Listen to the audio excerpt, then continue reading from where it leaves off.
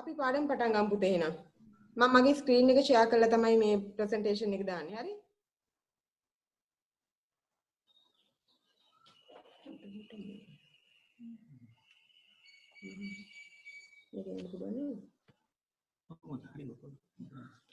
හරි. අද කෘෂි ආහාර තාක්ෂණ විෂය යටතේ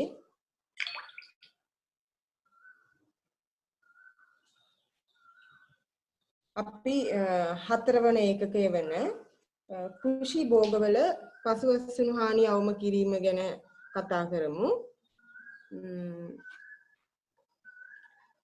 මේක යටතේ දරුවනේ නිපුණතා මට්ටම් 3ක් තියෙනවා.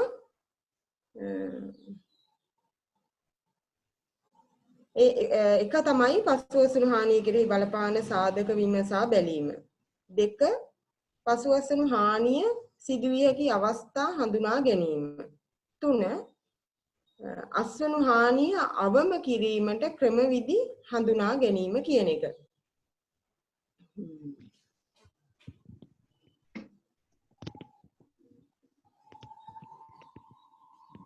මේ රූප දැක්කහම ඔයාලට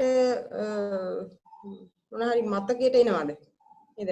දැන් අපි සාමාන්‍යයෙන් ඉදිනදා කටයුතු කරනකොට මේ වගේ මේ රූප වලට මුගක් දැකලා පුරුදු වෙන්න ඕනේ. කොයි වගේ තැන්වලද සාමාන්‍යයෙන් එළවලු වෙලඳ සලක, එහෙම නැත්නම් පළතුරු වෙලඳ සලක, එහෙම නැත්නම් සතිපොලක වගේ අර දෛනික කටයුතු අවසන් වුණාට පස්සේ ඉවත් කරලා තියෙන එළවලු පළතුරු ඔයාලා මේ වගේ ඕන තරම් දැකලා ඇති. ඒ කියන්නේ කෘෂි නිෂ්පාදනය කියන එක. එතකොට මේ විදිහට ඇත්තටම ඉවත් කරලා තියෙන්නේ මේ පරිභෝජනයට ගන්න පුළුවන් ඒවා නෙමෙයි. නුසුදුසු ඒවා තමයි ඉවත් කරලා තියෙන්නේ. එහෙමනම් දැන් මතකෙට පොඩ්ඩක් නගා ගන්න මේ වගේ කොච්චරනම් එළවලු පළතුරු අපි දැකලා තියෙනවද මේ වගේ ගොඩ ගහලා වීසි කරලා තියෙනවා. නේද? මේ ඇත්තටම මේවා ගොවියාගේ ගොවිපලේ සිට වෙළඳපළ දක්වා එවන්නේ මේ පාරිභෝගිකය අතර පත් කරන්න. නමුත් ඒ අතරතුර යම්කිසි හේතුවක් නිසා මේ ක්‍රියාවලියේ සිද්ධ වෙන නොදැනුවත්කම හෝ නොසැලකිල්ල නිසා මේ විදිහට මේ එළවලු පළතුරු හානි වෙලා තියෙනවා. ඒ කියන්නේ ඇත්තටම පරිභෝජනයේ ගන්න තමයි ගේන්නේ. නමුත් කිසියම් ගැටළු තත්වයක් නිසා මේ විදිහට අපිට ප්‍රයෝජනෙට ගන්න බැරුව අපි ඉවත් කිරීමක් කරනවා. හරි? දැන් එතනදී එතකොට බලන්නකෝ මේ හිතාගෙන කොච්චර ඒ විදිහට ඉවත් කරන එළවලු පළතුරු ගොඩවල් අපි දැකලා තියෙනවද නේ? හොඳයි. මේ ඒකකේ මේ පාඩමේ මූලික වදනක් තමයි මේ පසුවස්සනු හානිය කියන එක. හරි? අපි මුලින්ම හඳුනාගනිමු මොකද්ද මේ පසුවස්සනු හානිය කියන්නේ කියලා. ඊට පස්සේ මට හිතෙනවා ඔයාලට මේ පාඩම පිළිබඳව මේ හොඳ ප්‍රවේශයක් ගන්න පුළුවන් මේ පැහැදිලි කිරීම කරපුවාම කියන එක. පසුවස්සනු හානිය කියන්නේ දුවේ පුතේ මේ අස්වනු නෙලීමේ සිට පාරිභෝගිකයා අතර පත්වීම තේ ක්‍රියාවලියේදී අස්වනු වල සිදුවන ප්‍රමාණාත්මක හා ගුණාත්මක හානිය. දැන් ප්‍රමාණාත්මක හානිය කියන එක ගැන ඔයාලට අවබෝධයක් තියෙනවා. මොකද දැන් මේ රූප වලින් අපිට දැක්කම අපිට පේනවා මේ ප්‍රමාණාත්මකව තමයි මේ ඉවත් කරලා තියෙන්නේ. ඒ කියන්නේ ගේන මේ අස්වනු පාරිභෝගිකයෙක් අතර පත්වන ක්‍රියාවලියේදී ඉවත් කරනවා යම් කිසි ප්‍රමාණයක්. හරි. එහෙනම් ගුණාත්මක හානිය කියන්නේ මොකද්ද? ගුණාත්මක හානියදී ඇත්තට මේවා සමහර වෙලාවට ඉවත් වෙන්නේ නැහැ. ඒවා පාරිභෝගිකයවන අපි අතරපත් වෙනවා.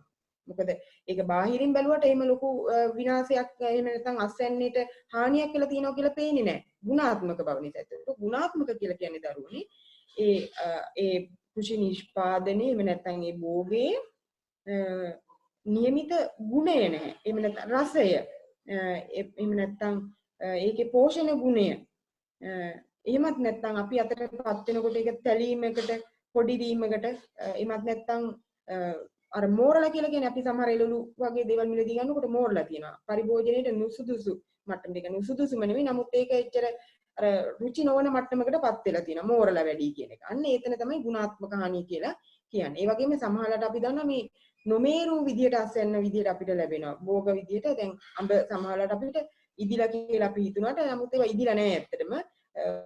පැහැයදී වුණාට ඒකේ ගුණාත්මක බව අඩුයි. රසයේ ගුණාත්මක බව අඩුයි. හරි? එහෙනම් ඔයාලට මේ වෙනකොට මේ පසුවසනු හානිය කියන්නේ මොකක්ද? ඒකේ ප්‍රමාණාත්මක ගුණාත්මක හානිය කියන්නේ මොකක්ද කියලා පැහැදිලි. හරි? එතකොට පසුවසනු හානිය සිද්ධ වෙන්නේ අසනු නෙලීමේ ඉඳලා පාරිභෝගිකය අතර පත්වීමේ තෙක් ක්‍රියාවලියදී කියන එක මතක තියාගන්න ඕන. හරිද? දැන් මේ විදිහට මේ සිද්ධ වෙන අසනු ප්‍රමාණය අපි ඡායාරූප වලින් දැක්කනේ කලින් මේ ස්ලයිඩ් එකේදී. දැන් බලන්න මේ පල්ලෙහා වගුවක් තියෙනවා. ඒකෙදි ඔයාලට පේනවා මම මේක මේ අන්තර්ජාලයෙන් ගත්ත මේ අලුත්ම තොරතුරක් විදියට විවිධ රටවල් වල මේ පසුවස්සනු හානිය මේ දක්වලා තියෙන්නේ. එතකොට එතනදී ලංකාව ගත්තොත් ඔයාලා බලන්න 6 වෙනි ස්ථානයේ වගේ තියෙන ලංකාව 16 සිට 41 දක්වා වූ ප්‍රතිශතයක් විදියට මේක ප්‍රතිශතයක් විදියට ගන්න. හරි? පසුවස්සනු හානිය ප්‍රතිශතයක් විදියට ලංකාවේ 16 සිට 41 දක්වා කියලා කියනවා. දැන් ඔයාලගේ පෙළ පොතේ තියෙන්නේ මොක 120 සිට 140 දක්වා කියලා. ඒක ගැටලුවක් ඇති කරගන්න එපා. මොකද ඒක දැන් ওই පොත මුද්‍රණය කරනකොට කාලයකට කලින් ගත්තේ දත්ත. නමුත් ඔයාලගේ විෂය නිර්දේශයට අනුකූලව ඒක නිවැරදි. හරි? ඒතකොට 120 සිට 40 වෙනකම් කියලා කියනවා. එහෙනම් මේක පරාසයක් විදිහට දීලා තියෙනවා. ඇයි මේ පරාසයක් විදිහට දීලා තියෙන්නේ? ඒ වෙන්නේ මෙහිමයි. දැන් අපි දන්නවා සමහර එළවලු පළතුරු වර්ග තියෙනවා මේ අර මාංශල ස්වභාවය වැඩි, මෘදු ගතිය වැඩි. එතකොට ඒ වගේ අස්වනු හානි වෙන්න තියෙන ඉඩකඩ වැඩි. අන්න ඒ වගේ ඒවා 140 සීමාව වෙනකන් ආසන්න වෙනකන් යන්න පුළුවන්. අස්වනු හානි වෙන්න පුළුවන්. නමුත් සමහර භෝග වර්ග තියෙනවා අර පිටත බාහිර ආවරණ එහෙම නැත්නම් පොත්තක්, කට්ටක් වගේ අපි කියලා කියන්නේ. ඒක දැඩි බව නිසා මේ ආහාර ආරක්ෂා වෙනවා. ඒ වගේම ධාන්‍ය වර්ග නම් වියලි තත්ත්වයෙන් ලබා දෙනකොට ඒකේ යම්කිසි ආරක්ෂා වීමක් සිද්ධ වෙනවා. අන්න ඒ වගේ පසුවසනු හානිය සාපේක්ෂව අඩුයි බොහෝ අවස්ථාවල. ඒතකොට 120 සිට 140 දක්වා හෝ 16 සිට 141 දක්වා කියන අගේ සාමාන්‍යයෙන් ඒක ඒ පරාසයක් විදිහට දක්වලා තියෙන එක. අපි මේ අගය සංසන්දනය කරෝතින් සාපේක්ෂව මේ වෙනත් රටවල් සමග දැන් ලංකාව කියන්නේ අපි දන්නා සංවර්ධනය වෙමින් පවතින රටක්නේ. එතකොට ඒ වගේ සංවර්ධනය වෙමින් පවතින රටවල මේ පසුවසනු හානිය 120-40 සීමාව අතර බොහෝ මේ පසුවසනු හානිය ප්‍රතිශතයක් විදියට දැන් සංවර්ධිත රටක නම් මේක 10%ක් දක්වා වූ අඩු මට්ටමක තමයි පවතින්නේ.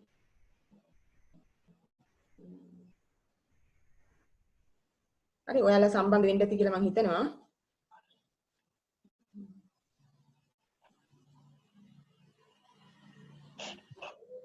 හරි. එතකොට දැන් එහෙම ගත්තොත් එහෙම සංවර්ධිත රටක් සමග සාපේක්ෂව අපි සංසන්දනය කරොත් ඇත්තටම අපේ මේ පසුවස්සනු හානිය ඉහළ මට්ටමක පවතින්නේ. ඉතින් එහෙනම් අපි දැන් මෙතනදී මේ පාඩමේ මූලික අරමුණ තමයි පසුවසනු හානිය කියන්නේ මොකක්ද කියලා හඳුනා ගන්නවා. ඒකට අවශ්‍ය සාධක ඒකට සඳහා බලපාන සාධක මොනවද කියලා ඉගෙන ගන්නවා. ඒ වගේම මේ අසුන් හානිය අවම කරගන්න මොනවද අපිට කරන්න පුළුවන් කියන එක ගැනත් අපි මෙතනදී විශේෂයෙන් සැලකිලිමත් වෙනවා. වඩාත් වැදගත් මාතෘකාවක් මේක. ඒ වගේම මම හිතන්නේ මේ කාලීනව වැදගත් මාතෘකාවක් මේක. නේද? දැන් ලංකාවේ කෘෂි කර්මාන්තයේ කෙරේ වැඩි නැඹුරුවක් දක්වනවා මේ මෑත කාලේ ඉඳලම. එතකොට මේ සඳහා දැන් වගා කරන භූමි ප්‍රමාණය කොච්චර වැඩි වුණත් වැඩක් නැහැ මේ විදිහේ පසුවසනු හානියක් වෙනවා නම් 140 සීමාව දක්වා යනවා කියලා කියන්නේ සමහරවිට 100 ඒ කියන්නේ භාගයක්ම නිෂ්පාදනය කරන නස්වන වලින් භාගයක්ම මේ විදිහට අපතේ යනවා කියන එකනේ. එතකොට ඒක රටකට ලොකු පාඩුවක්. ඒ නිසා අපි පුළුවන් තරම් උත්සාහ කරන්න ඕනේ මෙන්න මේ පසුවසනු හානිය අවම කරගන්නේ කොහොමද කියන එක පිළිබඳව.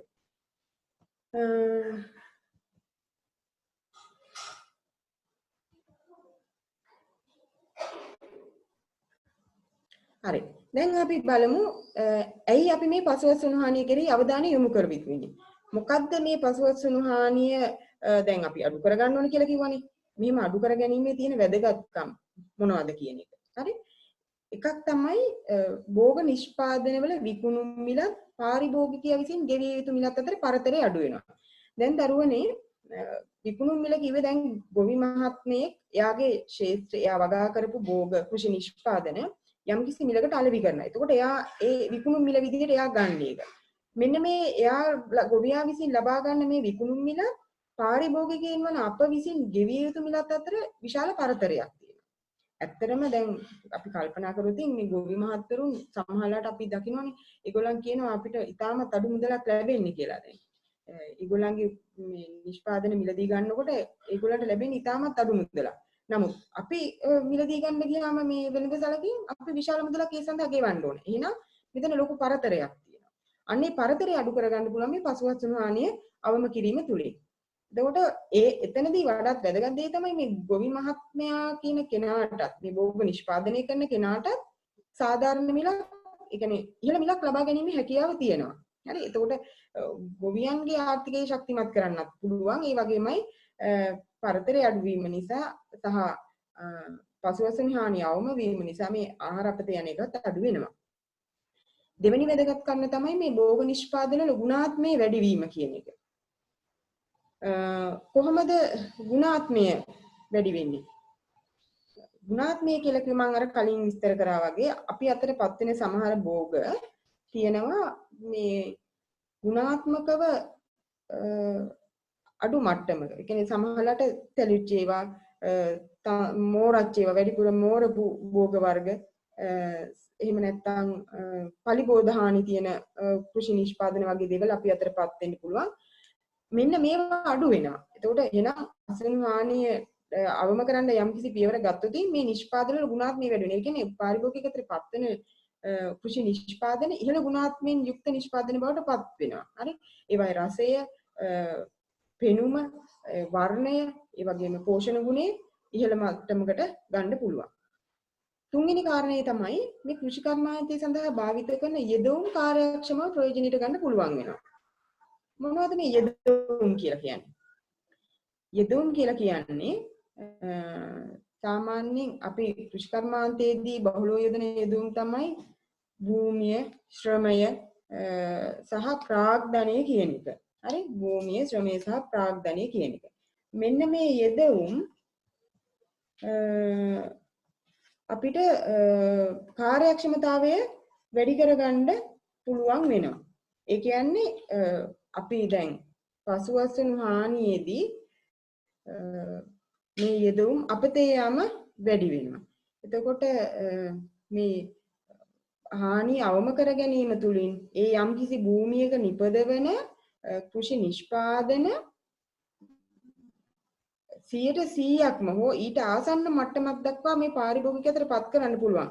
එහෙම පත් කරා කියලා කියන්නේ අර අපතේ යන අසුණු ප්‍රමාණය පුළුවන් තරම් අඩු කරනවා. අපතේ යන අසුණු ප්‍රමාණය අඩු වෙනවා කියලා කියන්නේ ඒ භූමියත් උපරිමයෙන් ප්‍රයෝජන ගත්තා. ඒ භූමියේ නිපදවපු භෝග වර්ග බොහොමයක් අපි පරිභෝජනයට සුදුසුත්වයෙන්ම පවත්වා ගන්න පුළුවන් වුණා. හරි?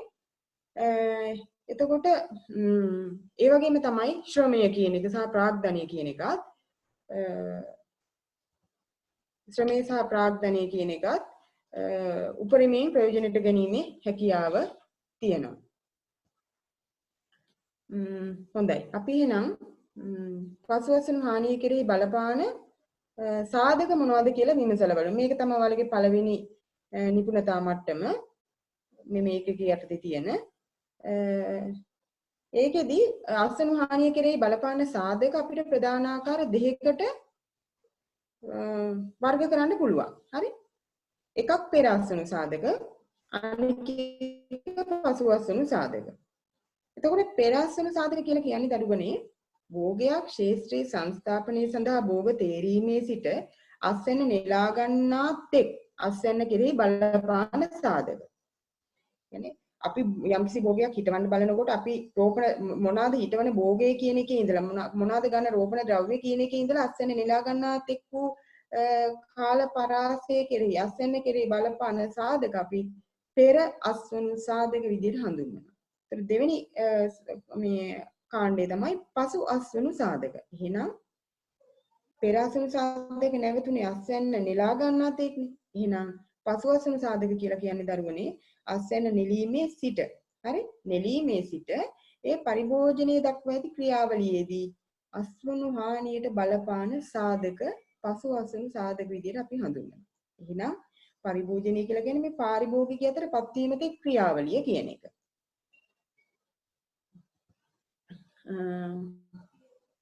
ඊට පස්සේ එහෙනම් අපි මුලින්ම බලමු දැන් මේ අස්වනු හානිය කෙරෙහි බලපාන පෙර අස්වනු සාධක කියන්නේ මොනවද කියලා. මෙතනදී පළවෙනි එක තමයි භෝග තෝරා ගැනීම. දැන් මේ භෝග තෝරා ගන්නකොට අපේ ප්‍රදේශයට සුදුසු භෝග තෝරා ගන්න ඕන. එතකොට අපි තෝරගන්න භෝගයේ ප්‍රදේශයට එහෙම නැත්නම් මේ ශේෂ්ත්‍රයට ගැලපෙන්නේ නැත්නම් අනිවාර්යයෙන්ම ඒ භෝගයට ප්‍රශස්ත සාධක ලැබෙන්නේ නැහැ ඒ ශේෂ්ත්‍රය තුලින්. එහෙම නැත්නම් ඒ ප්‍රදේශය තුලින්. එතකොට මොකද වෙන්නේ? ඒකේ වර්ධනය නිසි පරිදි වෙන්නේ නැහැ. එහෙනම් අනිවාර්යයෙන් මේක අස්වැන්න අඩුවීමට ඒක හේතුවක් බවට පත් වෙනවා.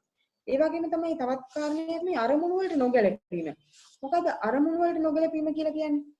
දැන් අපි මෙහෙම හිතමු අපි මෙතනදී වගා කරන්න බලාපොරොත්තු වෙන්නේ දේශීය වෙළඳපළද එහෙම නැත්නම් විදේශීය වෙළඳපළද? සරලවම කියනවා නම් අපි හිතමු අපි අපනයනයට යොමු වෙන්නේ කියලා.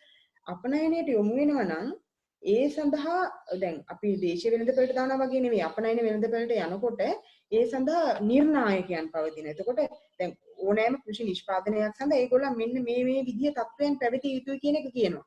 උදාහරණයක් විදිහට ඒ මොකක් හරි එළවලු කෘෂි නිෂ්පාදනයේ දිග, විෂ්කම්භය, වර්ණය, හැඩය වගේ දේවල් නිර්ණායක විදිහට පවතිනවා. මෙන්න මේ නිර්ණායකයන්ට ගැලපෙන්නේ නැත්නම් අපි වගා කරපු භෝගය හෝ ප්‍රභේදය මේවා ප්‍රතික්ෂේප වෙනවා. අස්වැන්න ප්‍රතික්ෂේප වෙනවා. ඉතින් එතකොට අස්වැන්න අපතේ යමක් සිද්ධ වෙනවා. හරි? ඊළඟට රෝපණ ද්‍රව්‍ය. අපි රෝපණ ද්‍රව්‍ය විදිහට රෝගකාරක අඩංගු රෝපණ ද්‍රව්‍ය තෝරගත්තොත් අනිවාර්යෙන් මෙතනින් ලැබෙන්නේ අපිට රෝගී වගාව. රෝගී වගාවකින් අපිට කොයි වෙලේවත් දුවේ පුතේ මේ සාමාන්‍ය වර්ධනයක් හෝ ප්‍රශස්ත වර්ධනයක් ඒ භෝගය තුලින් ලබා ගන්න බෑ. ඒ නිසාම මොකද වෙන්නේ? ප්‍රශස්ත වර්ධනය නැති නිසා අපි බලාපොරොත්තු වෙන අස්වැන්නට කොහොමත් යන්න හැකියාවක් නැහැ. ඉතින් ඒ නිසා මෙතනදී මෙන්න මේ අස්වනු හානියට මේක බලපාන සාධකයක් බවට පත් වෙනවා. තුන්වෙනි කාරණය තමයි පාංශු සාධක කියන එක. ඒ කියන්නේ පසේ ස්වභාවය කියන එක. ඒතර අපි 10 ශ්‍රේණියේදී ඉගෙන ගත්ත මේ පස කියන පාඩම යටතේ පාංශු සාධක විදිහට පසේ වයනය, ව්‍යුහය, ගැඹුර, එතකොට පසේ ජල වහන තත්වයන් වගේ දේවල්. එතකොට මෙන්න මේ තත්වයන් අපි වගා කරන භෝගයට උචිත නොවනවා නම් මොකද වෙන්නේ? ඒ තුලින් ඒ අස්වැන්නට ඍජුව මේක බලපෑමකට ලක් වෙනවා. දැන් උදාහරණයක් විදිහට මේ රූපය වලට පේනවා මේ කැරට් වගාවක මේ කැරට් අස්වැන්න විදිහට නිලපු කැරට් වල මේ සාමාන්‍යයෙන් අපිට වෙළඳපොලේ දකින්න තියෙන ඉල්ලුමක් තියෙන කැරට් වල ස්වභාවය නෙවෙයි. මේ වගේ මේ අක්‍රමවත් බෙදීම් තියෙන්නේ. නේ? ඒතකොට මේවා වාණිජ වටිනාකම අඩු වෙනවා. මෙහෙම වෙන්නේ මොකක් නිසාද? ඒ පස මේ අල භෝග වගේ වර්ග සඳහා විශේෂයෙන්ම පසේ වයනය කියන එක වැදගත් වෙනවා. ඒතකොට බොරළු ගල් වගේ දේවල් කොටස් තියුණොතින් මේ බෙදීම් ඒ කියන්නේ අලේ බෙදීම් අක්‍රමවත් විදිහට ඇති වෙනවා. විවිධ ආකාර ඇඟිලි ආකාරයේ බෙදීම් ස්වරූපයකටපත් වෙනවා. ඊළඟ සාධකය තමයි මේ දේශගුණික සාධක කියන එක. දැන් දේශගුණික සාධක කියන එක අපි දන්නවා අපිට සාමාන්‍යයෙන් වගාවකදී පාලනය කරන්න අපහසුයි. ඒ නිසා පාලනය කරන්න බැරි අපහසුයි. පුළුවන් තරම් අපි කරන්න ඕනේ සාමාන්‍ය තත්ත්වයට තේනම් අපි මේ භෝග වගාව කරන්නේ ඒ අවස්ථාවේදී මේ ප්‍රදේශයේ පවතින දේශගුණික තත්ත්වයන්ට උචිත කරගන්න. එහෙම නොවුනොත් මොකද වෙන්නේ? ඒ ප්‍රදේශයේ පවතින වර්ෂාපතන ගණනාවට, සීතලකට, ආර්ද්‍රතාවයට, සූර්යාලෝකයට ලැබෙන ප්‍රමාණයට අපි තෝරගත්ත භෝගය නොගැලපෙනවා නම් එතනදී අනිවාර්යයෙන්ම අපි බලාපොරොත්තු වෙන ඒ ප්‍රභේදයෙන් ලබා දෙන අර නියමිත ලබා ගන්න බැරි වෙනවා. ඊළඟ කාරණේ තමයි ජල සම්පාදනය කියන එක. ජල සම්පාදනයේදී අපි දන්නවා මේ ජලයේ හිඟ වෙන තත්වයක් හෝ ජලයේ වැඩිවීම. ඒ කියන්නේ භෝගයට අවශ්‍ය ප්‍රමාණයට එක්ක ජලය නොලැබීම එහෙම නැත්නම් භෝගයට අවශ්‍ය ප්‍රමාණයට වඩා වැඩියෙන් ජලය සැපීම කියන අන්ත දෙකම භෝග නිෂ්පාදනය ඒ කියන්නේ භෝගයේ වර්ධනය සඳහා ඒක ඍජුවම බලපාන සාධකයක් බවට පත් වෙනවා. ඒ තුලින් අනිවාර්යයෙන්ම ඒක අස්වැන්න කෙරෙහි බලපෑමක් ඇති කරනවා. හරි? ඊළඟ එක තමයි පොහොරේ දීම. දැන් අපි ඕනෑම භෝගයක් සඳහා කෘෂිකර්ම දෙපාර්තමේන්තුව විසින් නිර්දේශිත පොහොර අපිට හඳුන්වලා දීලා තියෙනවා. එතකොට පොහොර යෙදීමේදී අපි ඒ ගැන සැලකිලිමත් නොවි එක්කෝ ශාකයට අවශ්‍ය කරන පෝෂණය නොලැබී යන නිසි අවස්ථාවේදී නිසි වයසේදී නිර්දේශිත පොහොර ප්‍රමාණය යොදාන්නේ නැහැ. එතකොට මොකද වෙන්නේ? පෝෂක ඌනතා ඇති වෙනවා. ශාකයේ වර්ධනයේ බාල වෙනවා. වර්ධනයේ බාල වීම නිසා අස්වැන්නට ඒක බලපෑමක් ඇති කරනවා. ඒ වගේමයි අපි වැඩි අස්වැන්නක් බලාපොරොත්තු වෙනවා නොදැනුවත්කම නිසා හෝ අපි වැඩිපුර පොහොර යොදනවා. දැන් මොකද වෙන්නේ? ශාකයට අවශ්‍ය ප්‍රමාණයට වැඩි එතන පොහොර ලැබෙනවා. එතකොට මොකද වෙන්නේ? මේ තත්ත්වය අපි කියන පෝෂක විෂ වීම කියලා. එහෙනම් ඒකත් ශාකයේ වර්ධනයේ ඍජුවම බලපාන සමහරවිට ශාකයේ මිය යන්න පුළුවන් පෝෂක විෂ වීම තත්ත්ව නිසා. ඉතින් එතකොටත් අස්වැන්නට ඒක ඍජුවම බලපෑමකට ලක් වෙන අවස්ථාවක් බටපත් වෙනවා. ඉතින් ඒ තත්ත්ව නිසා අස්වැන්නු හානියක් සිද්ධ වෙනවා. ඊළඟ පෙර අස්වැන්නු සාධකයේ තමයි දුවේ පුතේ මේ රෝග හා පලිබෝධ කියන එක. දැන් ශේෂ්ත්‍රයේ වල් පැලෑටි පවතිනවා නම් දැන් අපි වගා කරන භූමියේ වල් පැලෑටි තියෙනවා. ඒතකොට මොකද වෙන්නේ? අපේ භෝගේ වල් පැලෑටි සමග තරඟ කරන්න ඕනේ. මේ තරඟ කිරීම නිසා අර සාධක බෙදා ගන්නවා. මොනවාද අපි ලබා දෙන සාධක? පොහොර, ජලය, ඉඩ වගේ සාධක සඳහා වල් පැලෑටිය සමග භෝගයට තරඟ කරන්න වෙනවා. නේ? ඒ තරඟ කිරීම තුළින් එයාට ලැබෙන්න නියමිත ප්‍රමාණයට නොලැබී යන්න පුළුවන්. මොකද අපි පොහොර දානකොට දැන් නිර්දේශිත පොහොර ප්‍රමාණය දාන්නේ ශාකයට අවශ්‍ය ප්‍රමාණයට. නමුත් එයත් එක බෙදා ගන්න කෙනෙක් ඉන්නවා. වල් පැලෑටිය කියන කෙනා. එතකොට එයාට අවශ්‍ය පොහොර ප්‍රමාණය එතනින් ලැබෙන්නේ නැහැ. ඒ නිසා මොකද වෙන්නේ? භෝගේ වර්ධනයේදී අඩාල වෙනවා. ඒ වගේමයි කුමි පලිබෝධකයන් ඉන්නවා. දැන් කුමි පලිබෝධකයන් කොහොම අපි දන්නා මේ රූපවලත් පෙන්නලා තියෙනවා. පත්‍ර කනවා. පළදරන ශාකයක නම් පළ වලට හානි කරනවා. ඒ වගේම කඳට ඇතුළේලා කඳට හානි කරනවා. නේ? ඒ තුලිනුත් අනිවාර්යයෙන්ම ශාකයේ වර්ධනයේ බාල වෙනවා. දැන් පත්‍ර හානි කරොත් ඒක ප්‍රභා සංශ්ලේෂණ පුෂ්ඨයට ඒක හානියක් වෙනවා. ඒ තුලින් නිපදෙන ආහාර ප්‍රමාණය අඩු වෙලා පළදරන ශාකයක නම් ඒ ප්‍රමාණය අඩු වෙන්න පුළුවන්. ඒ වගේම තමයි රෝගකාරකීන් ඉන්නකොට. දැන් මේ දෙවෙනි රූප වලට පේන රෝගකාරකීන් නිසා මේ අස්වැන්නු හානිය කොයි විදිහටද සිද්ධ වෙලා තියෙන්නේ කියන එක. ඉතින් ඒ තත්ත්වයන් නිසාත් මේ අස්වැන්න ශාකයේ තිබෙදීම ශේෂ්ත්‍රයේ තිබෙදීම හානියට ලක් වෙන අවස්ථාව තමයි මේ. හරි. තවත් එකක් තමයි මේ අනිසිලස කෘෂි රසායන ද්‍රව්‍ය භාවිතය. දැන් අපි දන්නවා මේ කෘෂි රසායන කියන එක භෝග වගාවට නැතුවට බැරි තත්ත්වයක් වෙලා තියෙනවා. හරි. නමුත් මේ මෑත අතීතයේදී ලංකාවේ ගොඩක් ගොවි මහතුන් මේ කෘෂි රසායන ද්‍රව්‍ය භාවිතයට නැඹුරු වුණා. මේක නිසා තමයි මේ අස්වැන්න වැඩි වෙන්නේ රෝග පලිබෝධ පාලනය කරගන්න පුළුවන් එකම ක්‍රමය මේ කෘෂි රසායන ද්‍රව්‍ය කියලා හිතලා. නමුත් ඒකේ අනිසි විපාක මේ මෑත කාලේදී අපිට දකින්න ලැබුණා. මොනවාද? බෝ නෝන රෝග සඳහා ඒක ලොකු හේතුවක් බවට පත් වුණා. නැත්නම් කෘෂි රසායන වල තියෙන බැර ලෝහ වර්ග වගේ දේවල්. ඉතින් ඒ නිසා කෘෂි රසායන ද්‍රව්‍ය අනිසි ලෙස භාවිතා කිරීමෙන් මොකද වෙන්නේ? අස්වැන්න වල විශේෂයෙන්ම ගුණාත්මක හානියක් දැක ගන්න පුළුවන්. මේ අපි යොදන කෘෂි රසායන ද්‍රව්‍ය අනිවාර්යෙන් ශාකයට ඇතුල් වෙනවා. එතකොට ශාකයේ හරහා අපි ගන්න පළවලට පත්‍ර වේවා, ගෙඩි වේවා, මල් වේවා මේ අපි නිෂ්පාදනයක් විදිහට ගන්න කොටස් වලට ශාකයේ හරහා ඇතුල් වෙනවා. ඒ ඇතුල් වෙලා කොහින්ද නවතින්නේ?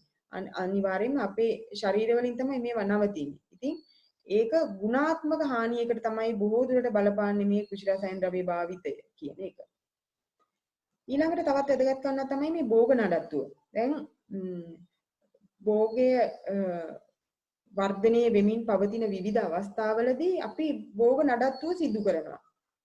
පැල තුනී කිරීමේ සිට ඒ කියන්නේ පාත්තියක නම් අනවශ්‍ය ප්‍රමාණයට වැඩි පැල තියෙනවා නම් අපි ඒ පැල ඉවත් කිරීමක් සිද්ධ කරනවා. ඒ කියන්නේ සමාන්තර ඒ කියන්නේ ශාකයට අවශ්‍ය ඊට ප්‍රමාණය ලබා දෙන්න, ඒකේ පඳුරු දැමීම සඳහා එහෙම නැත්නම් හොඳින් සූර්යාවලෝකය ලැබීම සඳහා පැල අනවශ්‍ය පැල ඉවත් කරනවා. හෝ අනවශ්‍ය අතු ඉවත් කරනවා. හරි? අනවශ්‍ය අතු කප්පාදු කරනවා. එතකොට දැන් එහෙම ඒ කිරීම තුලින් බලාපොරොත්තු වෙන්නේ අර නියමිත සූර්යාලෝක ප්‍රමාණය ශාකයට ලබා දීලා නිෂ්පාදනය ඉහළ දමන්න. එතකොට නියමිත පරිදි මේ විදිහට පැල තුනී කරේ නැත්නම් අනවශ්‍ය අතු කප්පාදු කරේ නැත්නම් ඒ තුලින් අස්වැන්නු හානියක් සිද්ධ වෙනවා. ඒ වගේම තමයි මේ පල ආවරණය කියන එක. දැන් අපි දන්න සමහර පළතුරු භෝග සඳහා විශේෂයෙන්ම peer අඹ වගේ භෝග සඳහා මේ පල ආවරණය කරනවා. මොකක් සඳහාද? මේ පලිබෝධකින් ආරක්ෂා කරගන්න. ඉතින් නිසි පරිදි නිසි කාලයට පල ආවරණය කරේ නැත්නම් ඒ වගේමයි පල තුනී කරේ නැත්නම් හරි? ඒ කියන්නේ ශාකයට දරා ගන්න පුළුවන් මට්ටමට වැඩි පල තියෙනවා. එතකොට මොකද වෙන්නේ? මේ ගෙඩි ඔක්කොම මේ හැදෙනවා. අර નિયમિત ප්‍රමාණයට ඵලයක ප්‍රමාණය ගත්තොත් ඒක નિયમિત ප්‍රමාණයට වර්ධනයක් වෙන්නේ නැහැ. විශාල වෙන්නේ නැහැ. ඒ නිසා මොකද වෙන්නේ? මේකේ අගේ බාල වීමක් සිද්ධ වෙනවා. වෙළඳපොළ වටිනාකම අඩු වෙනවා. ඉතින් ඒ නිසා තස්සන්නට යම්කිසි බලපෑමක් ඇති වෙනවා. දැන් ඒ කතා කරේ අපි එතකොට දරුවනේ පෙර අස්වනු සාධක ගැන. අස්වනු හානිය කෙරෙහි බලපාන පෙර අස්වනු සාධක කියන අස්වැන්න නෙලන්න කලින් ශේෂ්ත්‍රයේ භෝගයේ ආරම්භ කරන්න පටන් ගත්ත දවසේ ඉඳලා අස්වැන්න නෙලන අවස්ථාව දක්වා වූ කාලය තුල භෝගයක සිද්ධ වෙන්න පුළුවන් අස්වනු හානිය ගැන තමයි මේ කතා කරේ. හරි? දැන් අපි යමු මේ පසුවස්වනු හානිය කෙරෙහි බලපාන පසුවස්වනු සාධක මොනවද කියලා. දැන් ඒ කියන්නේ අපි දන්නවා පසුවස්වනු සාධක කියලා අපි ඉගෙන ගත්තේ මොනවද කලින් නිර්වචනය කරගත්තේ? අස්වැන්න නිලුව අවස්ථාවේ සිට පාරිභෝගිකය අතර පත්වන තේ ක්‍රියාවලිය කියන එක. මෙන්න මේක නැවත කොටස් දෙකකට බෙදන්න පුළුවන්. හරි? බාහිර සාධක, අභ්‍යන්තර සාධක. එහෙනම් පසුවස්වනු හානිය කෙරෙහි බලපාන පසුවස්වනු සාධක තමයි බාහිර සාධක යටතට එනවා අයහපත් දේශගුණික තත්ත්ව. දැන් අස්වැන්න නිලුව අවස්ථාවේ සිට නිලන මොහොතේ සිට දේශගුණික තත්ත්ව අයහපත් නම් එතනින් අස්වැන්න හානි වෙන්න පුළුවන්. හරි? ඊළඟට අස්වැන්න නිලුවට පස්සේ කුමිහා පලිබෝධකින්ගේ හානි වෙලා නම් ඒ තුලින් අස්වැන්න හානි වෙන්න පුළුවන්. රෝග හානි ඇති වෙනවා නම් ඒ කියන්නේ යම්කිසි රෝගී තත්ත්වයක් මත අස්වැන්න විනාශ වෙන්න පුළුවන්කම තියෙනවා. ඒතකොට පාරිභෝගිකය අතරපත් වීම තෙක්ේ ඉතුරු ක්‍රියාවලියේදී අස්වැන්නට හානි වෙන්න පුළුවන්. ඒ වගේම තමයි අප විසින් දැන හෝ නොදැන හරි එක්කෝ එමත් නැත්නම් නොසලකිල්ල නිසා කරන අයහපත් පරිහරණ විධි නිසා මේ අස්වැන්න හානියක් සිද්ධ වෙනවා. එහෙනම් මේ පසුවස්වනු හානිය කෙරෙහි බලපාන අභ්‍යන්තර සාධකය තමයි මේ කායික ක්‍රියාවල නිසා සිදුවන හානිය. මොන වගේ කායික ක්‍රියාද? ශ්වසනය, උත්සේදනය වැනි කායික ක්‍රියා. හරි? ඒතර දැන් මේ පල්ලෙහා රූපෙන් ඔයාලට පේනවා මේ කෙසෙල් ගෙඩියක්. එතකොට මේ කෙසෙල් ගෙඩියක් නෙලන අවස්ථාවේදී සාමාන්‍යයෙන් මේ අපි අමු අවස්ථාවෙනේ කෙසෙල් අස්වැන්න විදිහට නෙලාගන්නේ. ඒතර ඒ අවස්ථාවේ සිට ක්‍රමිකව මෙන්න මේ කායික ක්‍රියාවල නිසා ඒ ඵලය තුළ සිද්ධ වෙන ශ්වසනයේ උත්සේදනය වැනි කායික ක්‍රියාවල නිසා ඒකේ බාහිර ස්වરૂපේ වෙනස් වෙගෙන ගිහිල්ලා අවසානයේදී බාහිර ස්වરૂපය විතරක් නෙමෙයි මේ ස්වરૂපේ වෙනස් වෙලා ගින් පරිභෝජනයේ නුසුසු තත්වයට පත්වීමක් සිද්ධ වෙනවා. එහෙනම් ඔන්න ඔය විදිහට තමයි මේ අස්වනු හානියට බලපාන පසුවස්වනු සාධක හඳුන්වන්න පුළුවන් වෙන්නේ. හරි? දැන් අපි යමු මේ පසුවස්වනු හානිය සිදුවිය හැකි අවස්ථා හඳුනා ගනිමු. දුවේ පුතේ මේ අස්වනු හානිය සිද්ධ වෙන්න පුළුවන් අවස්ථා හඳුනා ගැනීමේදී අපි ඒ හඳුනා ගැනීම සඳහා මේක පහසු වෙනවා මේ නෙළුව අවස්ථාවේ සිට පාරිභෝගිකය අතර පත්වීමේ තේ ක්‍රියාවලියේදී මේ පසුවස්වනු හානිය සිද්ධ වෙනවා කියලා අපි කිව්වේ. හරි? එහෙනම් මෙන්න මේ නෙළුව අවස්ථාවේ සිට පාරිභෝගිකය අතර පත්වීම තේ ක්‍රියාවලියේදී වෙළඳපොළ තුල මෙන්න මේ දක්වලා තියෙන පියවරයන් සිද්ධ වෙනවා. අස්වැන්න නෙලනවා, නෙළුව අස්වැන්න පිරිසුදු කරනවා, ඊට පස්සේ අස්වැන්න තෝරනවා, ශ්‍රේණිගත කරනවා, අසුරනවා, ප්‍රවාහණය කරනවා අවශ්‍ය ස්ථාන කරා, ඒ වගේම తాවකාලිකව ගබඩා කරලා තියාගන්නවා සහ අලෙවි කරනවා. ඔන්න ඔය පියවරයන් ඔස්සේ අපි මේ හානි සවිස්තරව ඉගෙන ගන්නවා. හරි? පළවෙනි පියවර තමයි අස්වනු නෙලීම. දැන් අස්වනු ඕනෑම කෘෂි නිෂ්පාදනය නෙලනකොට අපි ඒකේ පරිණත අවධිය පිළිබඳව දැනුවත්ව සිටිය යුතුයි. එහෙම නොවි අපි අස්වැන්න නෙලනවා නම් පරිණත අවධියට පෙර. ඒ කියන්නේ හරියට සරලවම කියනවා නම් මෝරන්න කලින් කියන එක වගේ පරිණත අවධියට පෙර. අස්වැන්න නෙලුවොත් මොකද වෙන්නේ? මේ විදිහට අස්වැන්න නෙලුවොත් අපිට ලැබෙන්නේ නොමේරූ ඵල. හරිද? නොමේරූ ඵල ලැබෙනවා. එතකොට ඒ වගේම තමයි මේක නිසිලෙස වර්ධනය වෙලා දැන් මේ අස්වැන්න නිසිලෙස වර්ධනය වෙලා නැහැ. ඒ නිසා මොකද වෙන්නේ? බර අඩුවීමක් සිද්ධ වෙන්න පුළුවන්. විශේෂයෙන්ම මේ ධාන්‍ය වර්ගවල නම් බොල් තත්වයන් නැතිවීමේ හැකියාව තියෙනවා. එතකොට ඒ නිසාම අස්වැන්නේ බර අඩු වෙන්න පුළුවන්. ඒ වගේම තමයි ඒ වගේ ආවේනික මේ ලක්ෂණ නොමැති වෙන්න පුළුවන්. ආවේනික ලක්ෂණ කිව්වේ දැන් වර්ණය, සුවඳ, ඒ වගේම රසය වගේ දේවල් අඩු වෙන්න පුළුවන්. උදාහරණ විදිහට අපි අඹ ගත්තොත් මෝරන්න කලින් අපි අඹ අස්වැන්න නෙළුවොත් මොකද වෙන්නේ? ඒකේ ආවේනික වර්ණය අපිට ගන්න බෑ. ආවේනික රසය නැහැ. ආවේනික සුවඳ නැහැ. ඒ නිසා මොකද වෙන්නේ? අස්වැනු හානියකට ඒක හේතුවක් වෙනවා. ඒ වගේම තමයි පරිණත අවධියට පස්සේ නෙළුවොතින් එහෙම. හරි? පරිණත අවධියට පස්සේ අස්වැන්න නෙළුවොතින් එතනදී මොකද වෙන්නේ? සමහර භෝගවල තන්තුමය ස්වභාවය වැඩි වෙනවා.